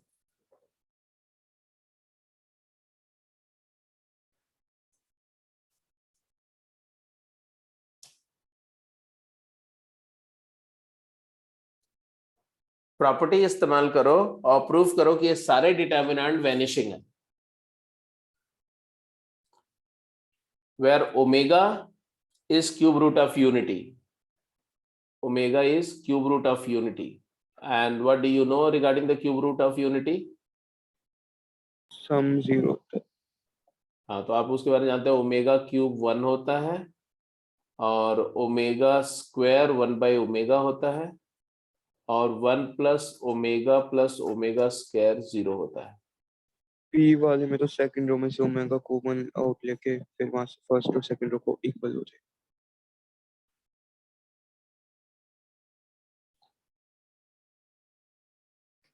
हाँ, बी वाले में तो कुछ करने की जरूरत नहीं है।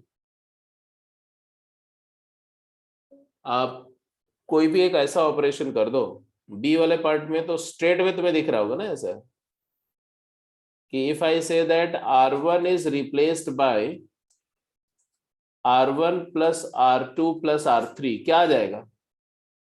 0 0 0। हाँ, 0 0 0, और बाकी जो भी रहे क्या फर्क पड़ता है, एक रो 0 हो गई तो एलिमेंट्स 0 की वजह से समेशन डिटर्मिनेंट की वैल्यू 0 हो जाएगी। तो ये बी पार्ट तो स्ट्रेट अवे था। ए पार्ट, सर ए सी पार्ट पार्ट, में सर कॉलम 1 से 2 निकाल देंगे सर, तो आइडेंटिकल कॉलम कॉलम 1 से 2 निकाल देंगे सर।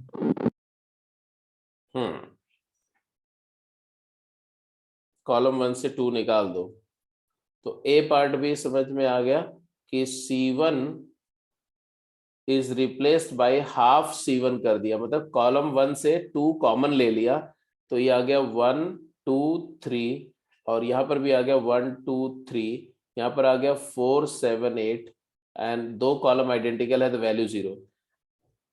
इसके अलावा कुछ और भी लिख सकते थे, आप इसी को ऐसे भी लिख सकते थे, सेम बात को ऐसे भी लिख सकते थे कि C1 is replaced by C1 minus 2C2, then the value of determinant will be, इसका डबल इसमें से सब्ट्रैक्ट करोगे तो यहाँ 0 0 0 1 2 3 4 7 8 and therefore it is 0. तो चाहे जो आप लिखो, ए पार्ट हो गया।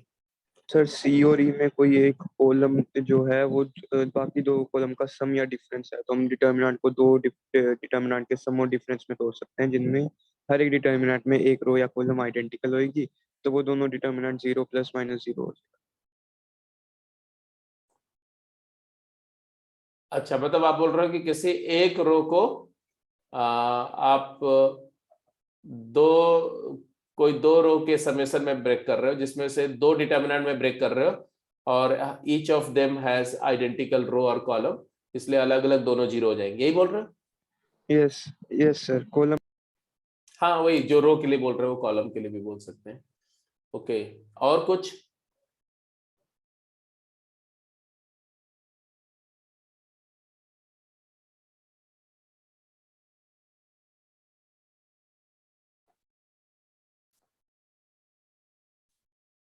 सी या डी की बात कर रहे हैं, सी और ई की बात कर रहे हैं। पहले तो सी में ही देखो, सी में आप क्या क्या ऑब्जर्वेबल है?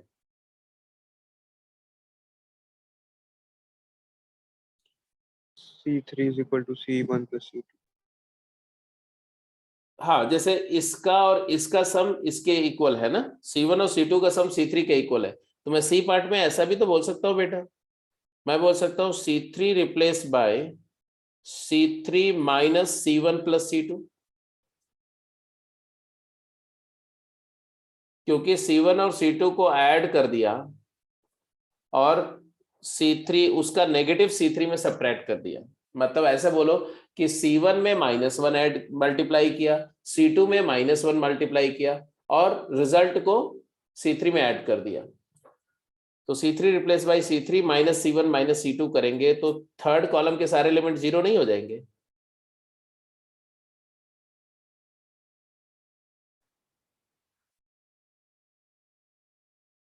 एंड देयरफॉर वैल्यू 0, हाँ या ना?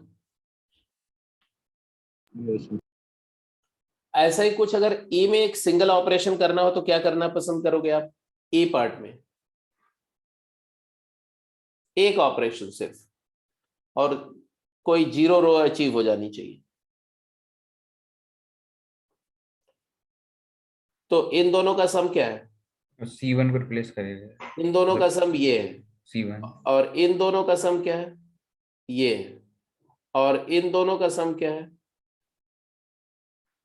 ये। मतलब कॉलम 2 और कॉलम 3 का समेशन कॉलम 1 है, तो मैं यहां पर भी तो कर सकता हूं, ई पार्ट में भी, ई बोलो, हाँ ई पार्ट बोल रहा हूं, ई पार्ट में मैं क्या बोल सकता हूं? C1 इज रिप्लेस बाय, बोलो C1 तो लिखना है, C1 replace by C1 plus क्या करना है ये बताओ? -1 टाइम्स C2 -1 टाइम्स C3। ऐसा करने से हमारा फर्स्ट कॉलम का सारा एलिमेंट क्या हो जाएगा? 0। And therefore value 0।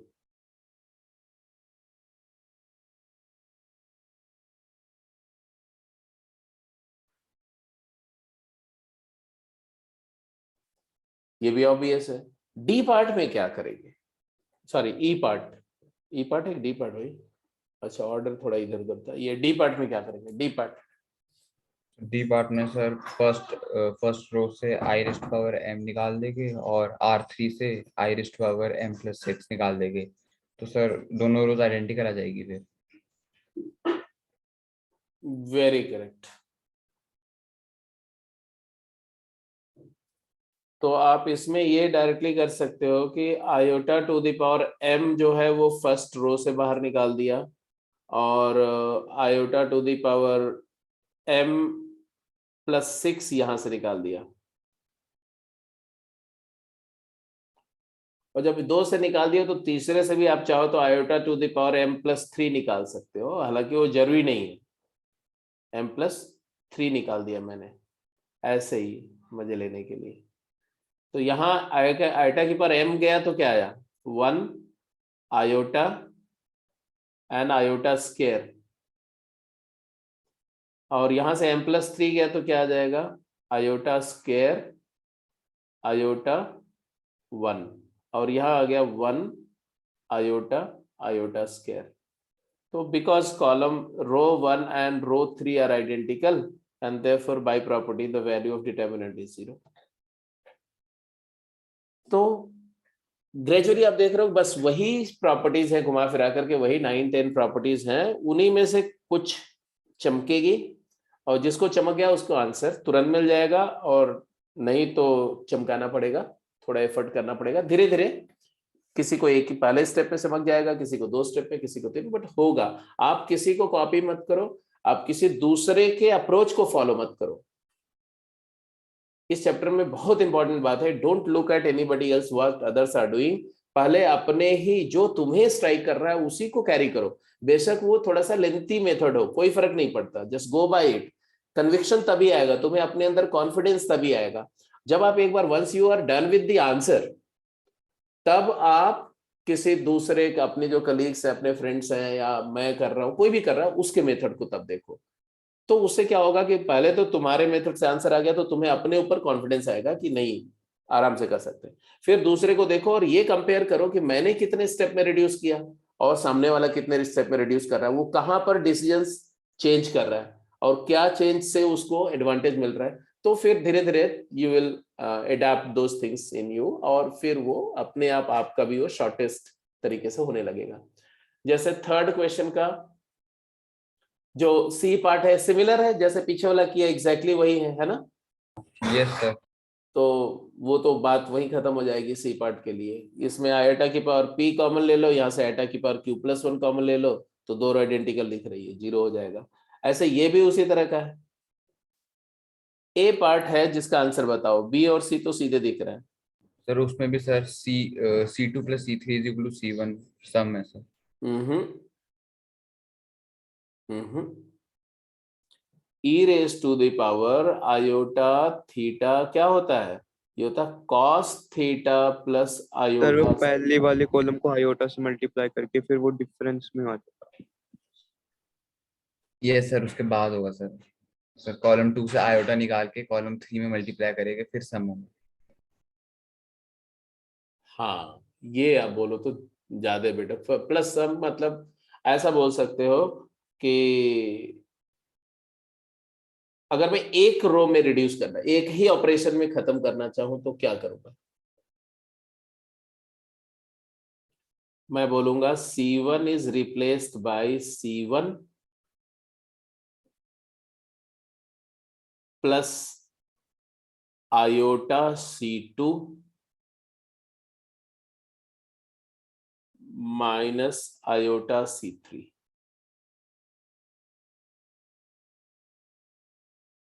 Yes sir.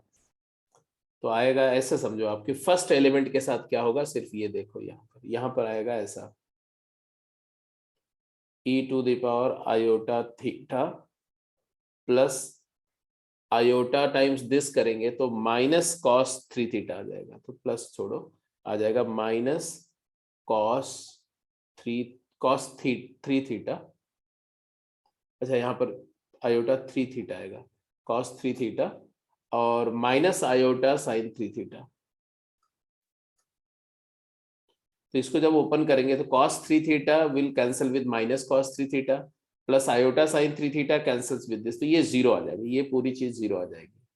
इसी तरह से यहां पर भी e⁻ iota 5 theta minus cos 5 theta and minus iota sine 5 theta आएगा, तो ये भी 0 हो जाएगा जैसे। तो ये फर्स्ट कॉलम के सारे एलिमेंट 0 हो जाएंगे इस ऑपरेशन से, और इसके अलावा बाकी कॉलम में क्या है इससे कोई फर्क नहीं पड़ता। अगर किसी भी एक रो या एक कॉलम के सारे एलिमेंट 0 है तो वैल्यू ऑफ डिटर्मिनेंट क्या हो जाएगी, 0।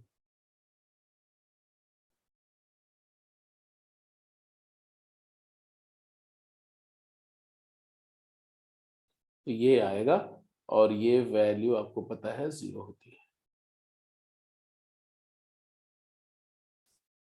तो ये भी हो गया, बी भी हो गया, सी भी हो गया, आगे चले। Yes sir.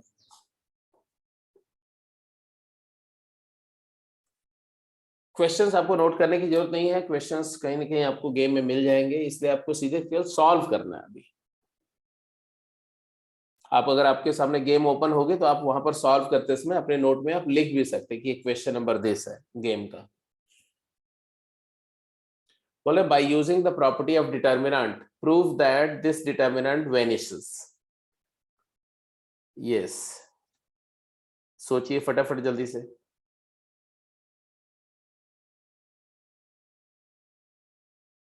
सर वो A32√7 है। A32√7 है। A32 हाँ √7, 32 एलिमेंट जो है वो √7 है।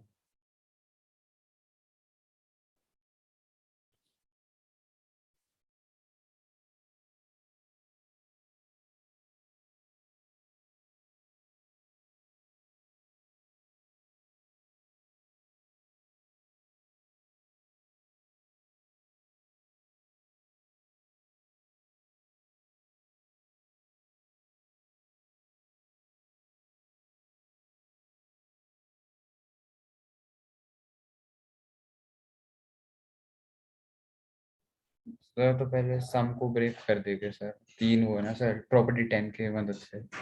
मत करो, मत करो। नहीं मत करो।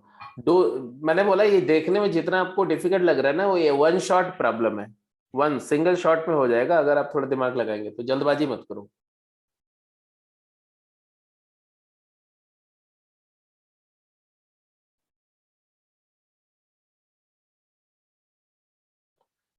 जब आप थोड़ा नैरो माइंड से सोचेंगे ना, तब तो आपको वो सब वो चीज दिखेगी कि ऐसा ब्रेक कर दो, फिर ये देखो ऐसे ऐसे करके स्प्लिट करके ऐसे बन जाएंगे, कुछ जीरो हो जाएंगे, ऐसा कुछ नजर आएगा। बट थोड़ा पेशेंस रखो। सर इसमें कॉलम 1 और कॉलम 2 का रेशियो कांस्टेंट है। रो 1 और रो 2 का, रो 1 और रो 2।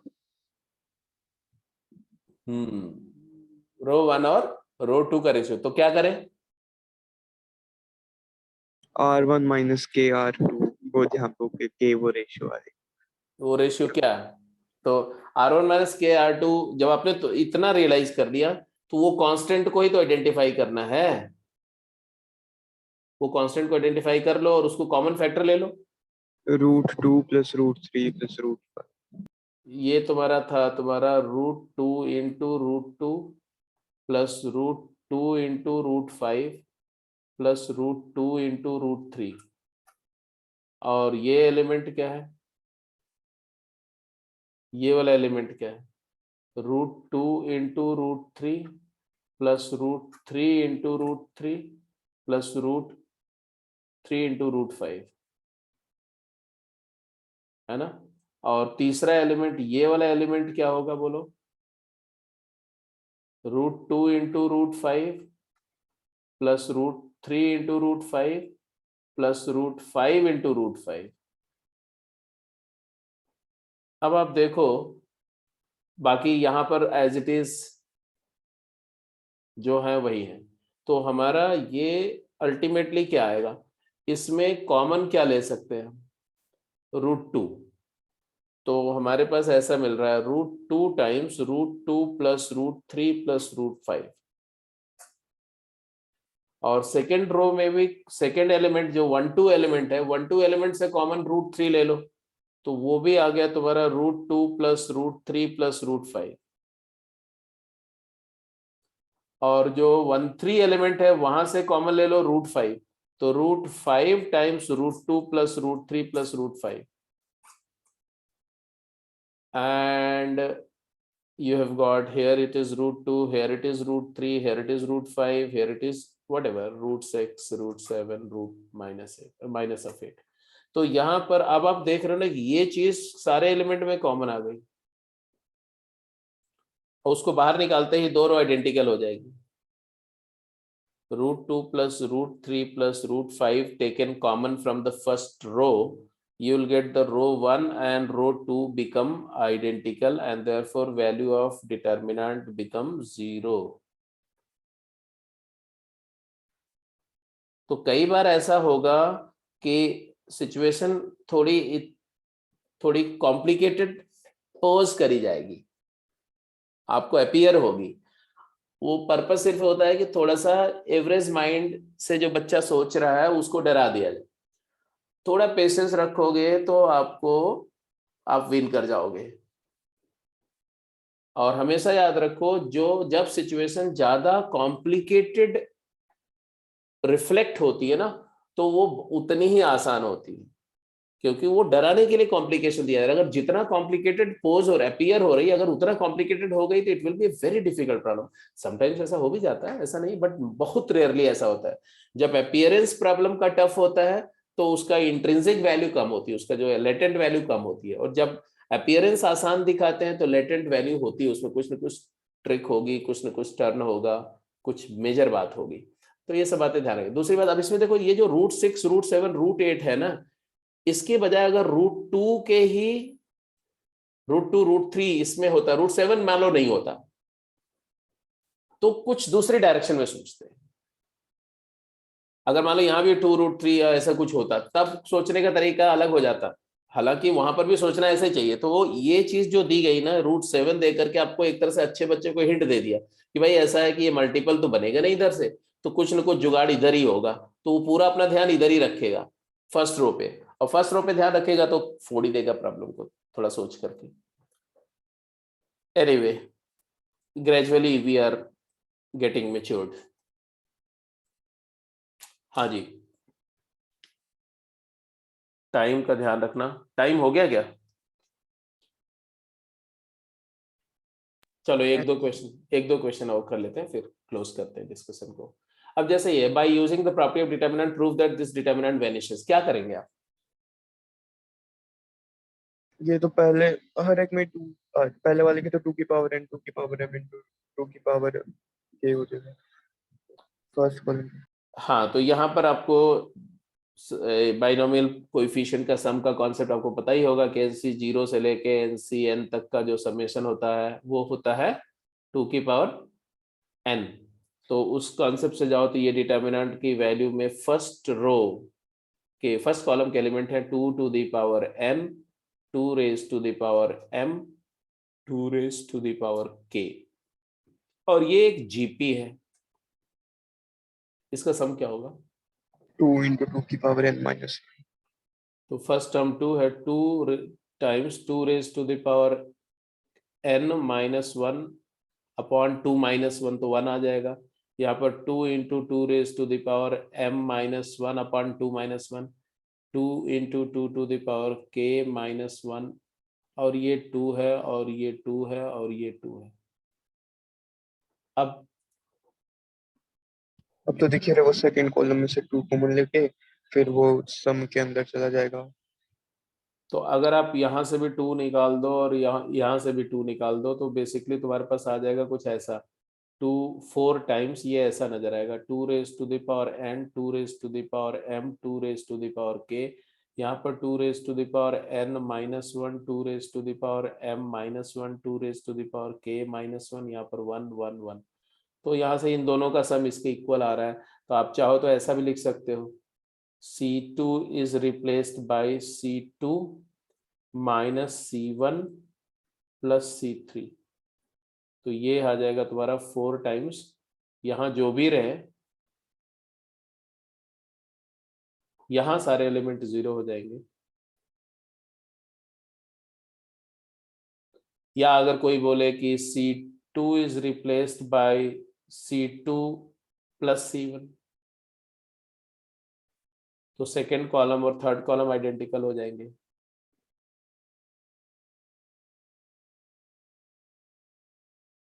C2 माइनस C1 कर दें, C2 माइनस C1, या C1 replace by C1 minus C2 कर दें, तो आइडेंटिकल हो जाएंगे। C1 replace by C1 minus C2, तो कॉलम 1 और कॉलम 3 आइडेंटिकल हो जाएंगे। तो तमाम तरीके हैं, आप जैसे चाहो वैसे इसको रिड्यूस कर लो।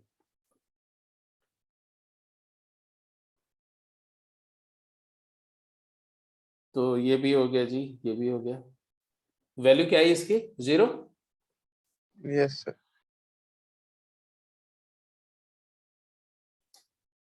चलो जी, ये लास्ट क्वेश्चन, ये लास्ट क्वेश्चन है और इसमें मैं चाहता हूं कि आप एक तरीके से पहले आप मुझे ये बी पार्ट करके दिखाओ जल्दी से। बी पार्ट का रिडक्शन, सिस्टमेटिक रिडक्शन बताओ कैसे करेंगे, क्या करें।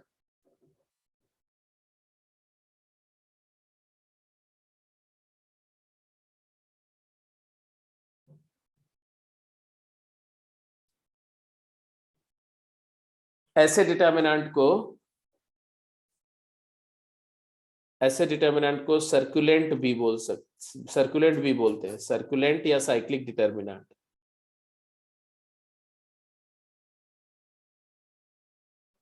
क्योंकि ऐसे देखो 3 वेरिएबल है इसमें ए बी सी, और अगर साइक्लिक रिप्लेसमेंट करो ए की जगह बी कर दो, बी की जगह सी कर दो और सी की जगह ए कर दो, तो ये डिटर्मिनेंट ऐसे बन जाता है। देखो ए को बी किया तो यहाँ पर बी स्क्वायर 1, बी को सी किया सी स्क्वायर 1, सी को ए किया ए स्क्वायर 1, तो ये और ये डिटर्मिनेंट की वैल्यू सेम है। बोलो हाँ या ना। यस सर, तो वो यस सर। रोलिंग हो गई ना, रोलिंग हो गई ना, ये फर्स्ट रो रोल करके यहाँ चली गई ऐसे, तो रोलिंग होने 2 रो के ऊपर रोल किया तो वैल्यू नहीं चेंज होगी। तो अगर साइक्लिक रिप्लेसमेंट से डिटर्मिनेंट की वैल्यू नहीं चेंज हो रही, कंप्लीट साइक्लिक रिप्लेसमेंट से, तो हम बोलते हैं कि ये डिटर्मिनेंट सर्कुलेंट है या साइक्लिक डिटर्मिनेंट है। ठीक है, तो अब चलो वो तो बात की बात है, सर्कुलेंट या साइक्लिक। जो मैं अभी करके दिखा रहा हूं ये सारे सर्कुलेंट में वो प्रोसीजर फंक्शनल होगा, और जो मैं बताऊंगा कोई नई बात नहीं है, आप भी खुद जज कर सकते हो। आप मुझे बताओ कि बेसिक तरीके से जाओ तो क्या करना पसंद जीरो है। आएगा क्या सर डिटर्मिनेंट? हाँ हाँ, जीरो आएगा क्या सर डिटर्मिनेंट? नहीं, जीरो नहीं आएगा, जीरो नहीं आएगा। सबसे पहले आप बताओ वैसे नॉर्मली क्या करना चाहिए। अच्छा चलो इसको ऐसा तो लिख सकते हैं ना, ऐसा 1 1 1 a b c a square b square c square, ऐसा लिख सकते हैं कि नहीं। Yes yes sir, sir. क्या किया, रोलिंग। रोलिंग कर, बी को रोल कर। हाँ इसको रोल करके यहाँ ले आए। ठीक है, अब इवन नंबर ऑफ कॉलम के ऊपर रोलिंग करी। अब इसके बाद में यहाँ 1 है, तो बेसिक कॉन्सेप्ट तो यही बोलता है कि यहाँ 1 है तो यहाँ 0 बना सकते हैं कि नहीं। Yes sir. ऑपरेशन बोलो। Sir column R2 minus R, R2 तो R2 replace by R2 minus R1 and row 3 is replaced by row 3 minus row 1। तो रो 1 की हेल्प से रो 2 और रो 3 के एलिमेंट को ट्रांसफॉर्म किया, तो ऐसा आया 1 ए स्क्वायर, यहां आ गया 0, यहां पर क्या है, यहां पर b माइनस ए, और यहां पर आया b square minus a square, यहां पर आ गया 0, this minus this 0, c minus a and c square minus a square. अब आपको कुछ कॉमन फैक्टर दिख रहा है क्या। C minus a. ठीक है, तो taking b minus a common from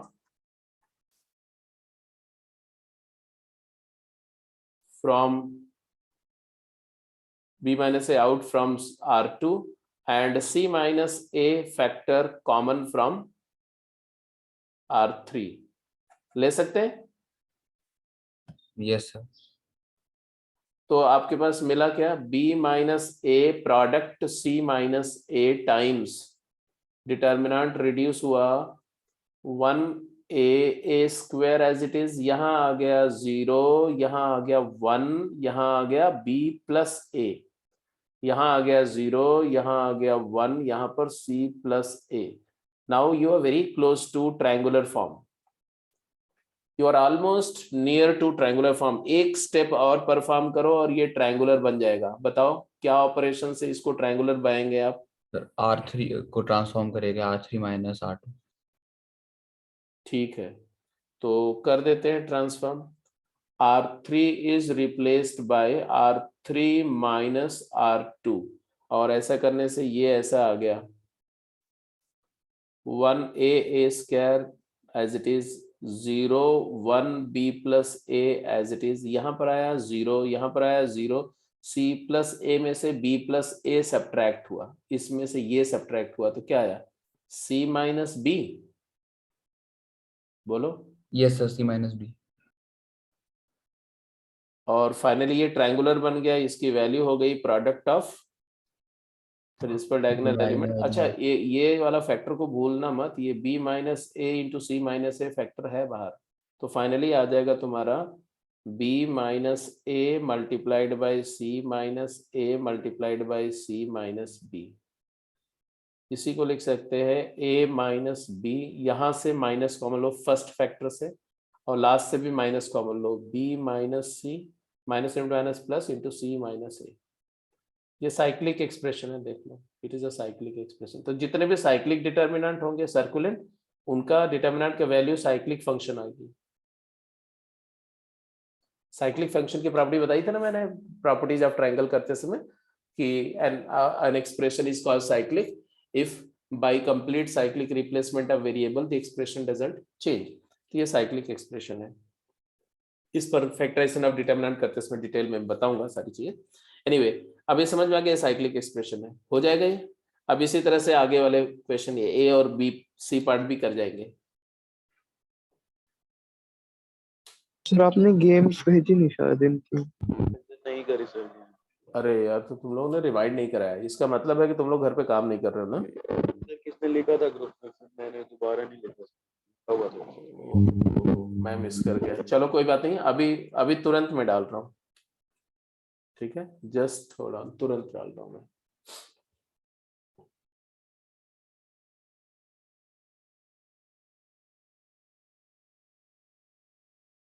ठीक है, तो आज की क्लास को यहीं पे क्लोज कर रहे हैं बेटा। तो आज इवनिंग में क्लास आपकी है नहीं, फिर कल डिस्कशन होगा। तब तक आप जो है वो अब, हाँ, अब सारा कॉन्सेप्ट आप सीख गए हो एक्सपेंशन का। तो एनसीईआरटी, सबसे पहले एनसीईआरटी की जो एक्सरसाइज है ना, जिसमें इवैल्यूएशन ऑफ डिटर्मिनेंट, उससे बहुत अच्छे क्वेश्चन है, मैं बताऊं तो एनसीईआरटी के पहले सारे क्वेश्चन करो, सारे के सारे क्वेश्चन सब्जेक्टिवली प्रॉपर अच्छे से करो, क्योंकि आपको बोर्ड एग्जाम भी देना है। और उसके बाद फिर आप गेम्स के सवाल करेंगे। आप ये टेक्सचुअल एक्सरसाइज में भी डिटर्मिनेंट की जो पहली वाली एक्सरसाइज है वो सारे सवाल कर सकते हैं। देयर आर 41 क्वेश्चंस उसमें, T3, तो T1 T2 T3 कर सकते हैं टेक्सचुअल एक्सरसाइज पूरी। और गेम अभी मैं शेयर कर रहा हूँ, गेम 5 या गेम 6 तो शायद अभी नहीं कर पाएंगे, गेम 5 तो डेफिनेटली पूरा कर पाएंगे। तो जितना भी कर पाएंगे मैं मेंशन कर रहा हूँ। 4 भी नहीं शायद। 4 5 3 तक दिया था मैंने। यस सर 3 तक। हाँ 4 5 6 अभी मैं शेयर कर रहा हूँ।